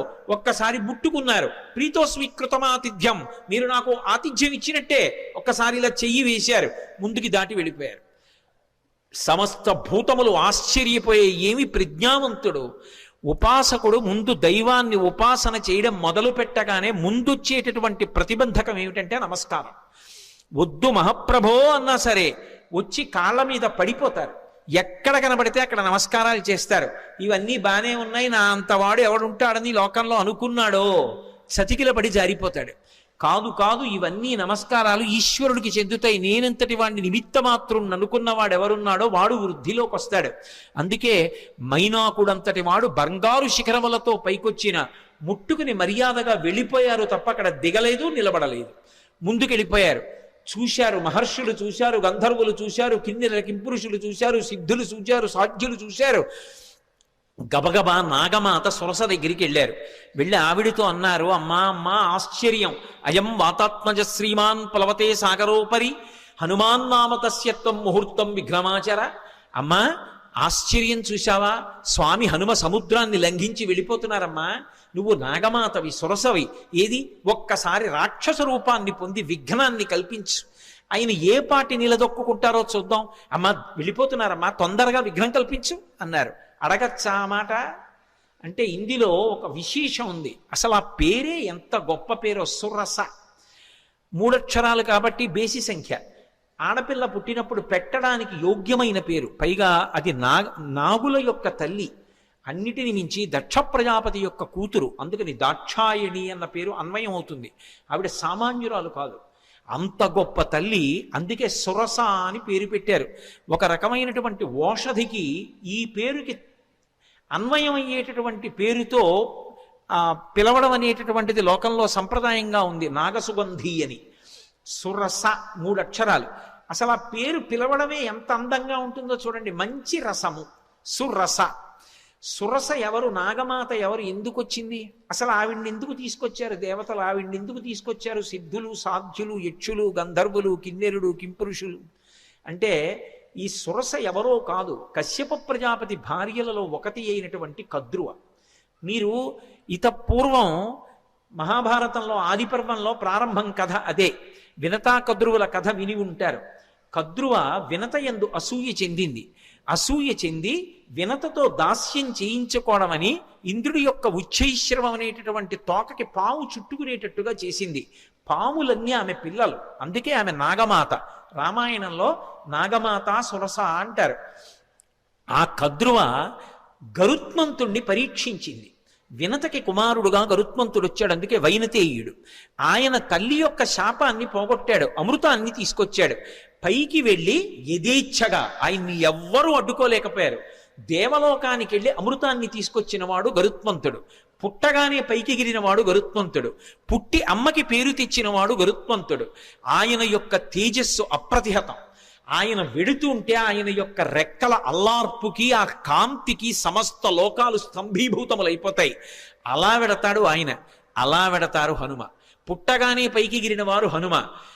గరుత్మంతుడు ఎలా అమృత భాండానికి ఎలా వెళ్ళాడో అలా వెడుతున్నారు సీతాదర్శనానికి హనుమ. అక్కడ దేవతల్ని ఓడించాడు గరుత్మంతుడు, ఇక్కడ రాక్షసుల్ని ఓడించాలి హనుమ. గరుత్మంతుడు శ్రీ మహావిష్ణువుకి వాహనం, హనుమ విష్ణుస్వరూపమైన రామచంద్రమూర్తికి వాహనం. గరుత్మంతుడు ఒక్క విష్ణువుని వహిస్తాడు, కానీ హనుమ కిమీష భగవాన్ నంది భవే సాక్షాత్ దిహాగత ఏన శక్తోస్మి కైలాసే మయా సంచలితే పురా అన్నాడు సుందరకాండలో రావణాసురుడు ఒక చోట. సాక్షాత్ నందీశ్వరుడిలా కనపడతారు, అందుకని నందీశ్వరుడే శివుణ్ణి వహిస్తారు. గరుత్మంత స్వరూపంలా తాను కూడా శ్రీ మహావిష్ణువుని రామచంద్రమూర్తిని వహిస్తారు. అందుకని గరుత్మంతుడు వాహనం, హనుమ వాహనం. అందుకే ఇప్పటికే హనుమద్వాహనం అని లోకంలో వాహనాలు తిరుగుతున్నప్పుడు హనుమద్వాహనం మీద కూడా పెడతారు స్వామి. కాబట్టి వాహన రీత్యా ఇద్దరు అభిన్నులు. తల్లికి కీర్తి తేవడంలో అభిన్నులు, తల్లికి కలిగినటువంటి ఇబ్బందిని తొలగించడంలో అభిన్నులు. ఇక్కడ సీతమ్మ తల్లితో సమానం. ఆ తల్లిని ఆ చెర నుంచి విడిపించాలి, అందుకు వెడుతున్నారు. ఆయన అమృతం తెచ్చాడు, ఈయన సీతమ్మ జాడ అన్న అమృతాన్ని తెచ్చి వానరుల్ని, రాముణ్ణి, సీతమ్మని సంతోషపెడతారు. ఆయన చేసిన కార్యం, ఈయన చేసిన కార్యం ఒక్కలాంటివి. గరుత్మంతుడికి ఏ వేగం ఉందో హనుమకి ఆ వేగం ఉంది. అందుకే తరచుగా ఆయన తోకని గరుత్మంతుని నోటితో పాముతో పోలుస్తారు. పైగా ఆయన బయలుదేరేటప్పుడు కూడా అందుకే సుపర్ణ వివచాత్మానం మేనీస కపికుంజరహ అంటారు మహర్షి. తనని తాను గరుత్మంతునిగా భావించుకున్నారు, ఎందుకంటే ఇద్దరు అభిన్నులు కనుక. గరుత్మంతుణ్ణి పరీక్ష పెట్టినటువంటి కద్రువ మాత్రమే హనుమని కూడా పరీక్ష చెయ్యడానికి యోగ్యురాలు. ఆ శక్తి ఆవిడికే ఉంది. అందుకే దేవతలు నాగమాత అయినటువంటి కద్రువ దగ్గరికి వెళ్ళారు. కద్రువకి మారు పేరు సురస. ఆ కద్రువే ఒకానొకప్పుడు అదితి చేత శాపం పొందింది. శాపం పొంది రోహిణీదేవిగా వచ్చింది. ఆ రోహిణీదేవిగా వచ్చినప్పుడు మళ్ళీ బలరాముడికి తెల్లయింది. బలరాముడు ఎవరు? శేషుడు, పాము. అందుకే ఎక్కడున్నా పాములకు తల్లిగానే ఉంటుంది. బలమమిగుల కలగ బలభద్రుడనిలో ఒక రమణుడకుట చేసి రాముడనియో సతికి పుట్టె గర్భ సంకర్షణంబున సంకర్షణుండనడి ఘనుడు సుతుడు అంటారు పోతన గారు భాగవతంలో. శేషుడికి తల్లిగా రోహిణీదేవిగా నందవ్రజంలో ఒకనాడు కృష్ణ భగవానుడి యొక్క అన్నగారికి తల్లి అయింది. ఆ రోహిణీదేవియే కద్రువ. ఆ కద్రువయే సురస. సురస అన్న పేరుతో రాక్షసీ రూపాన్ని పొందింది. అందుకని మాతృస్థానీయ, అమ్మతో సమానురాలు.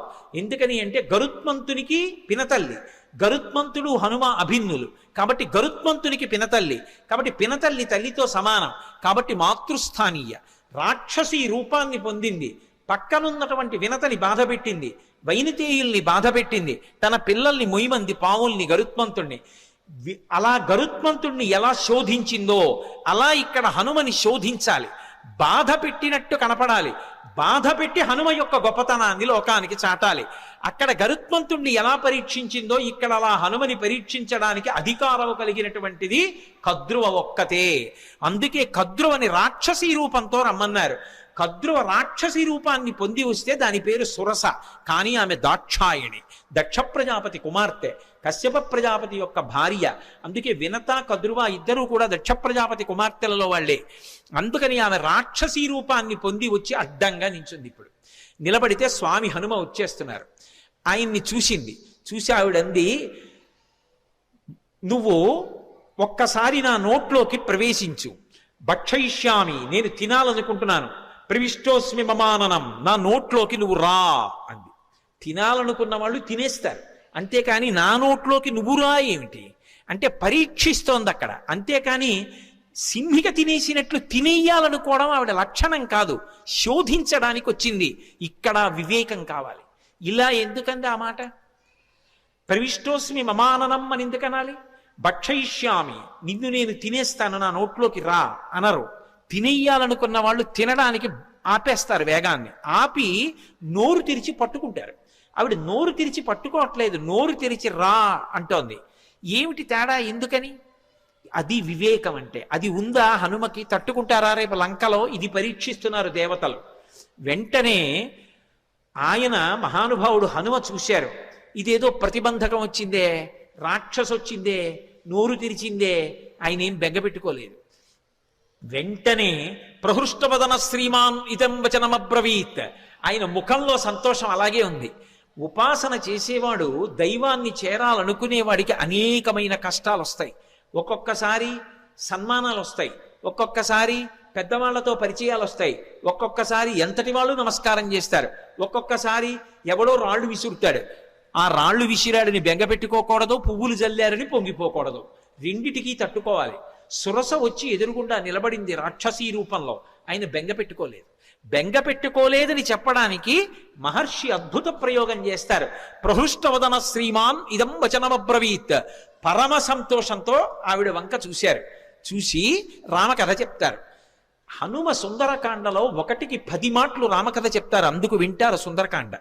కానీ చెప్పేటప్పుడు మళ్ళీ మొత్తం కథంతా చెప్పరు. ఎక్కడ ఎలా చెప్పాలో అలాగే చెప్తారు, అంతే. ఒక్కొక్క చోట సంక్షిప్తంగా చెప్తారు. ఈ పరిస్థితుల్లో రామకథ వివరంగా చెప్పడం కుదరదు. అందుకే ఎంత సంక్షిప్తంగా చెప్పారంటే, రామో దాశరథిర్నామ ప్రవిష్టో దండకాననం లక్ష్మణైన సహభ్రాత వైదేహ్యా చాపిభార్యయా అథవా మైథిలీం దృష్ట్వా రామంచా క్లిష్టకారిణం ఆగమిష్యామితే వక్త్రం సత్యం ప్రతిశృణోమితే అన్నారు. అమ్మా, దశరథ మహారాజు గారి కొడుకు రామచంద్రమూర్తి సీతమ్మతో కలిసి తండ్రిని సత్యమునందు నిలబెట్టడానికి అరణ్యవాసానికి వస్తే రాముడి భార్య అయిన సీతమ్మని రావణుడన్న రాక్షసుడు అపహరించాడమ్మా. ఆ సీతమ్మ జాడ కనిపెట్టడానికి వెడుతున్నాను. ఒక్కసారి సీతమ్మ జాడ తెలుసుకుని రామచంద్రమూర్తికి చెప్పి వచ్చి నీ నోట్లోకి వచ్చేస్తాను, నన్ను మన్నించమ్మా, వదిలిపెట్టు అన్నారు. ఆవిడ తినేస్తానంటలేదు, పట్టుకోవట్లేదు. ఆవిడంది కుదరదు, ఇది దేవతల వరం. అంటే నిన్ను పరీక్షించాలి, దేవతలు అడిగారు కాబట్టి నువ్వు నా నోట్లోకి వచ్చి వెళ్ళు అంది. నా నోట్లోకి వచ్చాక ఏమో నాకు ఆహారం అయిపోవచ్చు, నువ్వు పరీక్ష తట్టుకోలేకపోవచ్చు, కాబట్టి నా నోట్లోకి వచ్చి వెళ్ళు అంది. ఆయన అన్నారు, అలాగేనా అమ్మా, తప్పదా? అలాగే పెడతాను అన్నారు. పెద్ద శరీరం పెంచారు. ఆ శరీరం పట్టద్దు, ఆవిడ నోరు తెరిచింది. ఇంకొంచెం పెంచారు, ఇంకొంచెం నోరు తెరిచింది. ఆయన అపారమైన వివేకం ఉన్నవాడు, మహానుభావుడు హనుమంటే. సశింక్షిప్యాత్మనక్తాయం బభూవాంగుష్ఠమాత్రక. బొటన వేలంత చిన్నవారైపోయారు అకస్మాత్తుగా. సురస పెద్ద నోరు తెరిచి ఇంకా పెంచుతారనుకుంటోంది. ఆయన బొటన వేలంతా అయిపోయి చటుక్కున లోపలికి వెళ్ళి బయటకు వచ్చేసారు. అమ్మా, ప్రవిష్టోస్మి హితే వక్త్రం దాక్షాయణి నమోస్తుతే గమిష్యే యత్ర వైదేహీ సత్యం జాసీధరస్తవా అన్నారు. అమ్మా, నీ నోట్లోకి వెళ్ళమన్నావు కదా, ప్రవిష్టోస్మి హితే వక్త్రం దాక్షాయణి నమోస్తుతే. కనిపెట్టేశారు మహానుభావుడు, మహావివేకశాలి. అమ్మా, నువ్వు దాక్షాయణివి, దక్ష ప్రజాపతి కుమార్తెవి, కద్రువవి, సురసగా వచ్చావు, నన్ను పరీక్షిస్తున్నావమ్మా, నీకు నమస్కారం. నన్ను తినడం నీ ఉద్దేశ్యం కాదు, శోధిస్తున్నావంతే. అమ్మా, అనుగ్రహించమ్మా, నన్ను ఆశీర్వదించమ్మా. సత్యం దాసీధరస్తవా, నేను వెళ్ళి ఆ వైదేహి జాడ కనిపెట్టాలమ్మా అన్నారు. పొంగిపోయింది. గరుత్మంతుడిని ఎలా ఆశీర్వదించిందో అలాగే ఆశీర్వదించింది. అర్ధసిద్ధ్యై హరిశ్రేష్ట గచ్చ సౌమ్య యథాసుఖం సమాన ఈశ్వ ఇదేహీం రాఘవేణ మహాత్మన. నాయనా నీకు అభయం ఇస్తున్నాను, వెళ్ళు. సంతోషంగా బయలుదేరి వెళ్ళి సీతమ్మ జాడ కనిపెట్టి సీతారాముల్ని కలిపినవాడు హనుమ అనేటటువంటి అద్భుతమైన కీర్తిని పొందు అంది. సుందరకాండకున్న గొప్పతనం ఏమిటో తెలుసా? అక్కడ మైనాకుడు పైకొచ్చాడు. ఆయన ఏమి హనుమ ఆతిథ్యం పుచ్చుకోలేదు. పుచ్చుకోకుండా ఇలా ముట్టుకుని వెళ్ళిపోయారు. వెళ్ళిపోగానే పైకి తేలి ఉన్నాడు కదూ ఇంద్రుడు వచ్చాడు. ఇంద్రుడు రాగానే తన రెక్కలు తరిగేస్తాడనుకున్నాడు మైనాకుడు. ఆయన అన్నాడు, వచ్చి చూసి హిరణ్యనాభ శైలేంద్ర పరితిష్టోస్మితే భృజం అభయంతే ప్రయచ్ఛామి తిష్ట సౌమ్య యథాసుఖం అన్నాడు. ఓ మైనాకుడా, నాకు తెలుసు నువ్వు సముద్రంలో ఉన్నావని. ఎప్పుడో అప్పుడు పైకొస్తావు, నీ రెక్కలు తరిగేద్దాం అనుకున్నాను. కానీ రామకార్యం మీద పెడుతున్న హనుమకి ఆతిథ్యం ఇవ్వడానికి నీ రెక్కలు తెగిపోయినా పర్వాలేదని పైకొచ్చావు. ఇవ్వాల నీకు అభయం ఇస్తున్నాను, నీ రెక్కలు తరగను, నువ్వు అలాగే సంతోషంగా కూర్చో, నీ జోలికి రానని వెళ్ళిపోయాడు. మీరు గమనించండి, రామకార్యం మీద వెడుతున్న వాడికి మాట సాయం చేస్తే సంపాతికి కాలిపోయిన రెక్కలు వచ్చాయి. రామకార్యం మీద వెడుతున్న వాడికి గుక్కెడు మంచినీళ్లు ఇవ్వలేదు, తాగలేదు. తాగమని అడిగినందుకుగాను ఉత్తర క్షణంలో ఉన్న రెక్కలు నిలబడ్డాయి భద్రంగా. రామ కథకి సుందరకాండకి ఉండేటటువంటి శక్తిని చెప్పకుండా చెప్తారు మహర్షి. ఇక్కడికి వచ్చేటప్పటికి సురసని దాటి ముందుకెళ్ళిపోతున్నారు. సురస అంటే ఎవరో కాదు, సంసారమే సురస. సంసారాన్ని దాటడం కాదు సుందరకాండ తత్వంగా చెప్పినప్పుడు. సంసారంలోకి ప్రవేశించనంటే కుదరదు. సంసారంలో ప్రవేశించకుండా నేను ఏదో అలా ఉండిపోతానండి అంటే అకస్మాత్తుగా కామము ధర్మమును విడిచి కాటు వేసిందా జారి కింద పడిపోతాడు. కామమునకు అర్థమునకు ధర్మం ఇచ్చి ధర్మము చేత కట్టు వెయ్యాలి. కట్టు వేసి సంసారమునందుండి సంసారమునకు అంటుకోకుండా సంసారాన్ని పరిశీలించి సంసారమునకు నమస్కరించి సంసారము యొక్క అనుగ్రహంతో వైరాగ్యాన్ని పొంది కొబ్బరి పెంకు కట్టుకున్న కొబ్బరి కురిడి అయిపోయిన తర్వాత విడిపోయినట్టు సంసారము నుండి విడివడాలి. అలా విడివడేటటువంటి ప్రజ్ఞ ఏది ఉందో అది సంసారములోకి వెళ్ళి పైకి రావడం, ఆ ప్రజ్ఞని ఆవిష్కరించడం, సురస నోట్లోకి వెళ్ళి పైకి రావడం. కాబట్టి మహానుభావుడు మనకి మార్గాన్ని నేర్పి ఇది కదా సుందరకాండని పేరు పెట్టడానికి మహర్షి ఎంచుకున్నటువంటి అన్వయ క్రమం. లోపలికి వెళ్ళి పైకొచ్చారు, సురస ఆశీర్వచనం పొందారు, మరికొంచెం ముందుకెళ్ళారు. వెళ్ళేటప్పటికీ అకస్మాత్తుగా ఆయన యొక్క గమనం కుంటుపడిపోయింది. ముందుకు వెళ్ళలేకపోతున్నాను, నన్ను ఏదో మహాభూతం ఆపేసింది, నా గమనం కుంటుపడిపోయింది, నా శక్తి క్షీణించిపోయింది, ఎందువలన అని చూశారు. చూసేటప్పటికీ వక్త్రం ప్రసారయామాస పాతాళాంతర సన్నిభౌ, ఒక పెద్ద ప్రాణి ఒకటి నీళ్లల్లో పడుకుని ఉంది. అది దానికి ఒక లక్షణం ఉంది. ప్లవమానంతు తం దృష్ట్వా సింహికా నామరక్షసి మనసా చింతయామాస ప్రవృద్ధా కామరూపిణి. ఇది మీరు జాగ్రత్తగా గమనించాలి. కిష్కింధకాండలో దక్షిణ దిక్కు కెడుతున్నప్పుడు వానరులందరినీ పిలిచాడు సుగ్రీవుడు. ఆయన్ని వాలి వెంట తరిమినప్పుడు భూమండలం అంతా తిరిగాడు. అందుకని ఆయనకి తెలుసు ఎక్కడే ఉందో. అన్ని దిక్కులకి వెళ్ళిన వాళ్ళకి చెప్పాడు. తూర్పు దిక్కు కెడితే ఏముంటుందో చెప్పాడు, ఉత్తరాన్ని చెప్పాడు, పశ్చిమం చెప్పాడు, దక్షిణం చెప్తూ మిగిలిన దిక్కులలో సముద్ర గర్భంలో రాక్షసులు ఉంటారు పురుషస్వరూపంతో. దక్షిణ దిక్కున ఉండేటటువంటి సముద్రంలో రాక్షసి ఉంటుంది, స్త్రీ. ఆమె పేరు అంగారిక అని చెప్పాడు. అంగారిక అన్న మాటకు అర్థం ఏమిటో తెలుసా? అంగములను శోషింపచేయగలిగినటువంటి విద్యుత్ సంబంధమైనటువంటి అగ్నిస్వరూపం. అందుకే సింహస్వరూపంగా ఉంటుంది. సింహిక స్త్రీవాచకం. అది పడుకునుంది, దానికి ఒక శక్తి ఉంది. అది చూసిందనుకోండి, ఆ చూసిన శక్తి చేత ఆపేస్తుంది, అవతల వాళ్ళ యొక్క శక్తి తనకి లాగేస్తుంది. అంత గొప్ప శక్తి సింహికది. అది లాగేసింది హనుమ యొక్క శక్తిని. ఆయన శక్తి కుంటుపడిపోయింది, ముందుకు వెళ్ళలేకపోయారు. ఆగిపోయి కిందకి చూశారు. ఏమి ఆపింది నన్ను అని చూశారు.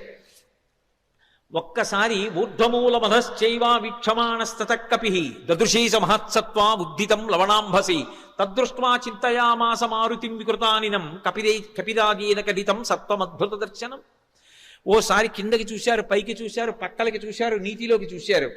పెద్ద నోటితోటి మహాప్రాణి ఒకటి పడుకునుంది. గమనించారు. ఓ, దీని గురించే సుగ్రీవుడు బయలుదేరే ముందు చెప్పాడు. ఒక మహాప్రాణి దక్షిణ సముద్రంలో కనపడుతుందని చెప్పాడు. అది పైన వెడుతున్న వాణ్ణి కూడా దూరం నుంచి చూసి కూడా వాడి శక్తిని లాగుతుందని చెప్పారు. ఇదేనమాట. దీన్ని ఉపేక్షించకూడదు. ఇది చంపే లక్షణం ఉన్నది. సురస చంపదు, ప్రవేశించి బయటికి వెళ్ళొచ్చు, అనుగ్రహించడానికి వస్తుంది. సంసారం చంపేయడానికి రాదు. సంసారాన్ని సక్రమంగా వినియోగించుకోగలిగిన వాడు ధర్మం చేత అర్ధకామములను ముడివేసి చక్కటి వైరాగ్యాన్ని పొంది వానప్రస్థుగా మిగిలిపోయి ఈశ్వరుడికి దగ్గరవుతాడు. సంసారాన్ని ఉపయోగించుకోలేని వాడు సంసారం పెట్టిన పరీక్షకి లొంగలేక ఇది నేననుకుని బరువు పెంచుకుని సంసారమునందు మగ్నుడైపోతాడు. తట్టుకోగలిగిన వాడు సంసారంలోకి వెళ్ళి కామాన్ని అర్థాన్ని ధర్మంతో ముడిసి తరిస్తాడు. అందుకని అది పరీక్షిస్తుంది, అది అనుగ్రహిస్తుంది. అందుకు నమస్కరించారు. సింహిక అనుగ్రహించదు, చంపేస్తుంది. అందుకని దీన్ని విడిచిపెట్టకూడదనుకున్నారు. వక్త్రం ప్రసారయామాస పాతాళాంతర సన్నిభం సంక్షిప్య ముహురాత్మానం నిష్పపాత మహాబల. ఒక్కసారి శరీరం పెంచారు, మళ్ళీ సురస పెంచినట్టే సింహిక కూడా పెద్ద నోరు తెరిచింది. చూశారు, ఒక్కసారి మళ్ళీ చిన్న రూపాన్ని పొంది లోపలికి వెళ్ళిపోయారు. సమస్త భూతములు భయపడ్డాయి, అమ్మో అది మింగేస్తుందని. వెళ్ళిపోయి సింహకి యొక్క మర్మావయవములు ఎక్కడ ఉన్నాయో చూశారు. మర్మస్థానములు, ప్రాణములు దేని మీద ఆధారపడి ఉంటాయో వాటిని మర్మస్థానములు అంటారు. అటువంటి మర్మస్థానములను చూశారు. ఆ గుండె, ఊపిరితిత్తులు అటువంటి వాటిని తుంచేశారు. తుంచేసి చటుక్కన పైకొచ్చారు. ఆ ప్రాణి నీటి మీద తేలిపోయి మరణించింది. చాలా సంతోషం అనుకున్నారు. పైనుంచి దేవతలు, గంధర్వులు, మహర్షులు అందరూ పుష్పవృష్టి కురిపించారు. బయలుదేరి మహానుభావుడు ముందుకి వెళ్ళిపోతున్నారు. ఈ సింహికా ఘట్టం తత్వత చాలా గొప్ప ఘట్టం. ఎందుకనంటే సముద్రానికి ఒక లక్షణం ఉంటుంది. సముద్రం లోపల బడబాగ్ని ఉంటుంది. ఆ బడబాగ్ని ఉంటుందని మనకి శాస్త్రవాక్కు. అది సంక్షుభితం అవుతుంది. సముద్రం లోపల విశేషమైన కదలికలు వచ్చాయనుకోండి, ఆ కదలికలకి ఏం చేస్తుందంటే అది ఒక మహాశక్తిని ఆవిర్భవింపచేస్తుంది. ఆ మహాశక్తి మెల్లమెల్లగా సముద్రంలో ఏర్పడి విస్తరిస్తుంది. విస్తరిస్తూ అది ప్రచండ వేగంతో బయటికి వస్తుంది. వచ్చినప్పుడు అది బడబాగ్ని రూపంలో, విద్యుతాగ్ని అంటారు, ఆ విద్యుతాగ్ని రూపంలో బయటికి వస్తోంది అనుకోండి. వస్తున్నప్పుడు అది అవతల వాళ్ళని లాగేస్తుంది తన శక్తి చేత. మీకు నేను ఒక్క ఉదాహరణ చెప్తే పట్టుకుంటారు. ఆకాశంలోంచి పిడుగు పడుతోంది అనుకోండి. పిడుగు పడుతున్నప్పుడు టీవీ చూస్తున్నారు అనుకోండి, అది మన ఇంటికి చాలా దగ్గరగా పడితే యాంటెన్నా లాక్కుంటుంది. యాంటెన్నా లాక్కుంటే టీవీలోకి వస్తుంది. టీవీలోంచి ఆ బడబాగ్ని, ఆ విద్యుత్ యొక్క శక్తి ఒక్కసారి ముందుకొచ్చి ఆ ఎదురుగుండా కుర్చీలో కూర్చుని చూస్తున్నటువంటి వాడి యొక్క తేజస్సుని, ప్రాణాన్ని లాగేస్తుంది. లాగేస్తే కూర్చున్నవాడు కూర్చున్నట్టు శరీరం వదిలేస్తాడు. ఓ 2 సంవత్సరాల క్రితం కాకినాడ పట్టణంలో అలా జరిగింది కూడా ఒకరికి. అది దానికి ఉన్న శక్తి, అది కేవలం చూసి, అంటే దాని యొక్క శక్తి ప్రసరణం చేస్తా ఆపేస్తుంది, లాగేస్తుంది, శక్తిని లాగేసుకుంటుంది. అటువంటి శక్తికి సింహిక అని పేరు. అది రాక్షసీ శక్తి. దాన్ని ఆపడం కుదరదు, దాని లోపలికి వెళ్ళడం కుదరదు. దాన్ని పూజించి పరీక్షించి దాని చేత అనుగ్రహాన్ని పొందడము సాధ్యం కాదు. దాన్ని భంజించాలంతే. అది ఎవరి జోలికి రాలేదు అంటే మహాత్ముల జోలికి రాలేదు. అందుకే మీరు నన్ను బాగా నమ్మండి, పెద్ద పెద్ద పెను తుఫానులు కూడా ఏ ప్రాంతాల జోలికి రావంటే మహాత్ములు ఉన్న జోలికి రావు. అంటే పెను తుఫానులు వచ్చిన చోట మహాత్ములు లేరని నేను సిద్ధాంతాలు చేశానని మీరు అనకూడదు. నేను ఈ మాట ఎందుకు చెప్తున్నానంటే, ద్వైతమత ప్రవర్తకులైనటువంటి వ్యాసరాయల వారు ఒకసారి సముద్రపు ఒడ్డున పెడుతున్నారు. పెద్ద తుఫాను వస్తోంది, ఓడ ఊగిపోతోంది సముద్రంలో, ఇక మునిగిపోవడానికి సిద్ధంగా ఉంది. విదేశస్థుడు ఒక ఆయన ఓడకి నాయకుడిగా ఉన్నాడు. ఇక ఓడ మునిగిపోతుంది. ఆయన దూరంగా ఒడ్డున చూశాడు. కాషాయాంబరములను ధరించి వెడుతున్నారు మహానుభావుడు. వ్యాసరాయల వారు కాదు, మధ్వాచార్యుల వారు. మధ్వాచార్యుల వారిని చూశాడు. ఈ దేశంలో కాషాయ వస్త్రం కట్టుకుని వెడుతున్న వాళ్ళు అన్నీ విడిచిపెడతారు, కానీ పరమశక్తివంతులై ఉంటారు ఈశ్వరుణ్ణి ఉపాసించి. వాళ్ళ తేజస్సుని, ప్రకృతి యొక్క తేజస్సు రాక్షసీ శక్తిగా మారినా చెనకలేదు. వారిని ముట్టుకోవడం సాధ్యం కాదు. ఈ తుఫాను ఓడని పడగొట్టగలదేమో కానీ ఆయనని మాత్రం చెనకలేదు. దానికి ఆ శక్తి సరిపోదు. ఆయన తేజస్సు ముందు దీని తేజస్సు నిలబడదు. ఆయనే అనుగ్రహించాలని ఓడలోంచి అరిచాడు, రక్షించండి రక్షించండి అని. ఒక్కసారి తిరిగి చూశారు మధ్వాచార్యుల వారు. కరుణార్ద్ర హృదయులు, ఓడ ఊగిపోతోంది. వెంటనే ఆయన తన భుజం మీద ఉన్న బట్ట తీసి ఇలా ఊపారు. ఊపి ఆగో అన్నారు. ఆగిపోయింది తుఫాను. ఓడ నిలబడింది. అతను పడవలో ఒడ్డుకొచ్చాడు. మధ్వాచార్యుల వారి కాళ్ళ మీద పడి, మీరు ఒక్క మాట అంటే తుఫాన్ ఆగిపోయింది. విద్యుదాగ్నికి విద్యుదాగ్ని మీరు, మీ తేజస్సు ముందు దాని తేజస్సు నిలబడదు. అందుకే హనుమని చెనకగలిగాయా ఏమైనా? మహాత్ముల్ని చెనకలేవు ప్రకృతి శక్తులు కూడా. అందుకే నేను మిమ్మల్ని ఆహ్వానిస్తున్నాను, ఒక్కసారి నా ఓడలోకి రండి, ఒక్క వస్తువు ఏదో ఒకటి తీసుకోండి అన్నారు. అది భగవంతుడు చేసిన పరీక్ష. ఆయన పడవలో వెళ్ళి ఓడలోకి ఎక్కారు. ఒక పెద్ద చందన దుంగ కనపడింది. ఇది ఎందుకు తీసుకెడుతున్నావు అని అడిగారు. ఏమో నాకు తెలియదు, చందనపు పెద్ద ముద్ద, ఇది పట్టుకెడదామనిపించి ఓడలో పెట్టుకున్నానన్నాడు. ఈ చందనపు ముద్ద నాకు ఇచ్చేయమన్నారు. తీసుకెళ్ళి ఉడుపి క్షేత్రంలో ఇప్పుడు ఎక్కడైతే ద్వైతమతం ఉందో అక్కడికి తీసుకెళ్ళి కోనేటిలో కడిగారు. ఆ లోపల కృష్ణ పరమాత్మ యొక్క మూర్తి బయటికి వచ్చింది. అది ఎక్కడిది అంటే, రుక్మిణీదేవితో కృష్ణ పరమాత్మకి కళ్యాణం అయిపోయిన తరువాత ఒకప్పుడు రుక్మిణీదేవి కోరుకుంది, కృష్ణ నీ బాల్య క్రీడలు చాలా గొప్పగా చెప్తారు, పెద్దవాడి అయిపోయిన తర్వాత అంతా కూడా రాజకీయంతో రాయబారాలు నడిపావు, కానీ నీ బాల్య చేష్టలు బాగుంటాయంటారు, ఏది నాకు ఆ బాలకృష్ణుడిగా కనపడమంది. ఆయన దేవశిల్పిని పిలిపించి తన యొక్క బాలకృష్ణుడి విగ్రహం తానే చెక్కించాడు. చెక్కించిన మూర్తిని రుక్మిణీదేవికి ప్రసాదించాడు. కాలగమనంలో అది కలియుగంలో ఉడిపి క్షేత్రం దగ్గరలో సముద్రం దగ్గర ఉండిపోతే చందనపు ముద్దలో ఉండిపోయింది. దాన్ని తీసుకెళ్ళిపోతున్నారు విదేశాలకి. అది మధ్వాచార్యుల వారి దృష్టిని ఆకర్షించింది. ఆ మూర్తిని కడిగి తీసుకొచ్చి ప్రతిష్ఠ చేశారు. అందుకే ఇప్పటికీ ఉడిపి క్షేత్రంలో అలంకారం అర్చకులు చెయ్యరు. పీఠాధిపతి వెళ్ళి కూర్చుని ధ్యానం చేస్తారు. ధ్యానం చేస్తే మనసులో కృష్ణ పరమాత్మ కనపడతాడు. కనపడి తాను ఆ రోజున ఎలా అలంకారం పొందాలనుకుంటున్నాడో కనపడి ఓసారి కదులుతూ ఆడి చూపిస్తాడు. వెంటనే పీఠాధిపతులు చెప్తారు, ఇవాళ ఇలా అలంకారం అవ్వాలని. తెర వేసి అలంకారం చేసి తెర తీస్తారు. ఆ అలంకారంలో దర్శనమిస్తాడు. మహానుభావుడైనటువంటి మధ్వాచార్యుల వారి యొక్క ఉత్తరీయం ఊపినంత మాత్రం చేత ఒక తుఫాను ఆగిపోయిందే. ఈ దేశంలో ఉపాసకులు, ఉపాసనా బలం ఉన్నవాళ్ళు ఎంతటి శక్తివంతులో చెప్పడానికి ఇంతకన్నా ప్రమాణం ఇంకొకటి కావాలా? ఉడిపిలో ఇప్పటికీ పూజింపబడుతున్న కృష్ణ భగవానుడు దానికి సాక్ష్యం కాదా? మహానుభావుడు, నవవ్యాకరణ పండితుడు, సూర్యుని యొక్క శిష్యుడు, వాయుపుత్రుడు, బ్రహ్మగారి వరం పొందినవాడు, అపారమైనటువంటి తపశ్శక్తి సంపన్నుడు, విజితేంద్రియుడు, అటువంటి స్వామి హనుమని తుఫాను చెనకగలదా? ఆ సింహికారూపం చెనకగలదా? అందుకే అది ఆయన చేత సంహరింపబడింది. సంహరించే వాటిని, ప్రమాదములు తెచ్చే వాటిని కూడా నిలబెట్టగలిగిన ప్రజ్ఞ కలిగినటువంటి మహాపురుషులు ఈ దేశంలో ఉన్నారనడానికి రామాయణం ప్రబల సాక్ష్యం. వెంటనే సింహికా సంహారం చేశారు, ముందుకెళ్ళిపోయారు.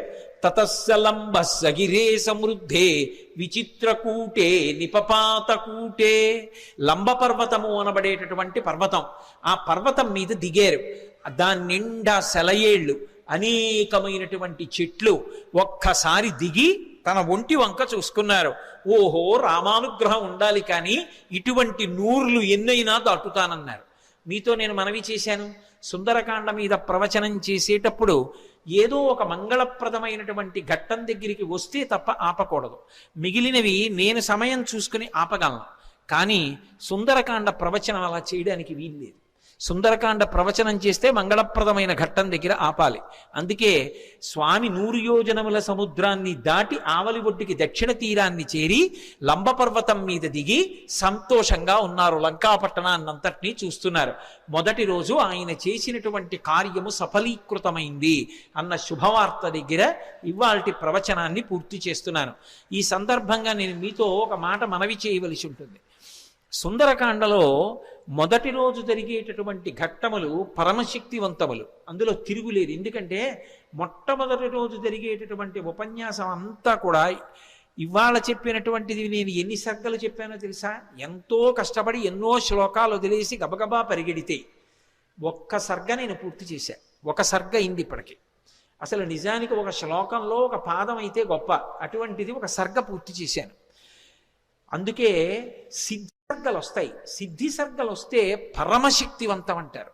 సుందరకాండ అంతా పారాయణ చేసినా, అంతా విన్నా, సశాస్త్రీయంగా పూజ చేస్తే ఏ ఫలితం వస్తుందో సిద్ధి సర్గ కోసం పెడతారు, సుందరకాండ కోసం. రేపు బహుశః అన్న మాట ఎందుకు అంటున్నానో తెలుసా? నా మీద నాకు కూడా నమ్మకం ఉండదు. ఎందుకంటే సిద్ధి సర్గ వరకు చేరడం అంటే మాటలు కాదు. రేపటికి సిద్ధి సర్గ పూర్తి అవ్వాలి, లేకపోతే 5 రోజుల్లో పూర్తి చెయ్యాలి. బేసి సంఖ్యలో అవ్వాలి సుందరకాండ. 5వ రోజుకి నేను పూర్తి చేయలేకపోయాను అనుకోండి, నేను ఇంకో 2 రోజులు ఉండాలి. నా తర్వాత కార్యక్రమాలన్నీ రద్దు చేసేయాలి. చేసేసి 2 రోజులుండి 7వ రోజు పట్టాభిషేకం చెప్పాలి. అందుకని 5వ రోజుకి నేను పట్టాభిషేకం చేరాలి. అంటే రేపటికి సిద్ధి సర్గ చేరాలి. సిద్ధి సర్గ అంటే హనుమ సీతమ్మని దర్శనం చెయ్యాలి. ఆ హనుమ సీతమ్మని దర్శించిన, సీతమ్మ హనుమని చూసిన రెండూ సిద్ధి సర్గలే రామాయణంలో. పరమశక్తివంతమైనటువంటి సర్గలుగా చెప్తారు. ఇక్కడి నుంచి వచ్చే ఘట్టాలు అపారమైనటువంటి శక్తివంతాలు. అందుకే కొన్ని చెప్పేటప్పుడు ఏం చేస్తారంటే ప్రవచనాన్ని కూడా ఒకసారి ఆపుతాం. ఆపి 10 మందికి, ఇంతమంది వింటున్నప్పుడు అందరి యొక్క క్షేమం కోసం, ఆ తేజస్సు ప్రవేశించడం కోసం కొబ్బరికాయ కొట్టి నైవేద్యం పెట్టి హారతిచ్చి చూపించి మళ్ళీ కలుపుతారు ప్రవచనాన్ని. రేపటి రోజున బహుశః సిద్ధి సర్గ రావచ్చు. నేను తెలిసి కొన్ని విషయాలు చెప్పకుండా దాచకూడదు. జనం కోసం ప్రవచనాలు చేయడం నా జీవితంలో నాకు అలవాట్లేదు. కానీ అది మంచిదైనప్పుడు చెప్పకుండా నేను ఉండకూడదు. రేపు సిద్ధి సర్గ జరుగుతుంది. సిద్ధి సర్గ అంటే హనుమ సీతమ్మ దర్శనం అవుతుంది. అది పరమాద్భుతమైనటువంటి విశేషం. కానీ 8:30 అవుతోందని వాచీలు చూస్తే నేనేమీ చేయలేను. ఎందుకనంటే నాకు కూడా అంత తేలికైన విషయమేం కాదు. ఎంత అలసట కలుగుతూ ఉంటుందో అన్ని గంటలు మాట్లాడడం అంటే. అయినా ఒక్కొక్కటి చెప్పడమే నా జీవితానికి సార్థక్యం. అంతకన్నా ఏం కావాలి ఈ జీవితానికి అని చెప్పడం తప్ప ఏదో ప్రయోజనం కోసం కాదు. కాబట్టి రేపటి రోజున సిద్ధి సర్గ. అందున విశేషించి రేపటి రోజు ఎటువంటి రోజు? రేపేం వారం? ఏం వారం? శుక్రవారం. శుక్రవారం దేంతో కలిసింది? పౌర్ణమి వెళ్ళిన పాడ్యమి. పౌర్ణమి వెళ్ళిన పాడ్యమి శుభం పలుకుచుండు అని శాస్త్రంలో. అటువంటి పాడ్యమి నాటి శుక్రవార ప్రదోష వేళలో సుందరకాండ చెప్పి సిద్ధి సర్గ పూర్తి చేస్తాను బహుశః, సీతారామ అనుగ్రహంగా, హనుమద్ అనుగ్రహంగా. కాబట్టి రేపు ఖచ్చితంగా 6:30 ప్రవచనం మొదలైపోతుంది. అంటే వీలైతే నేను 5 నిమిషాల ముందు మొదలు పెట్టేస్తాను.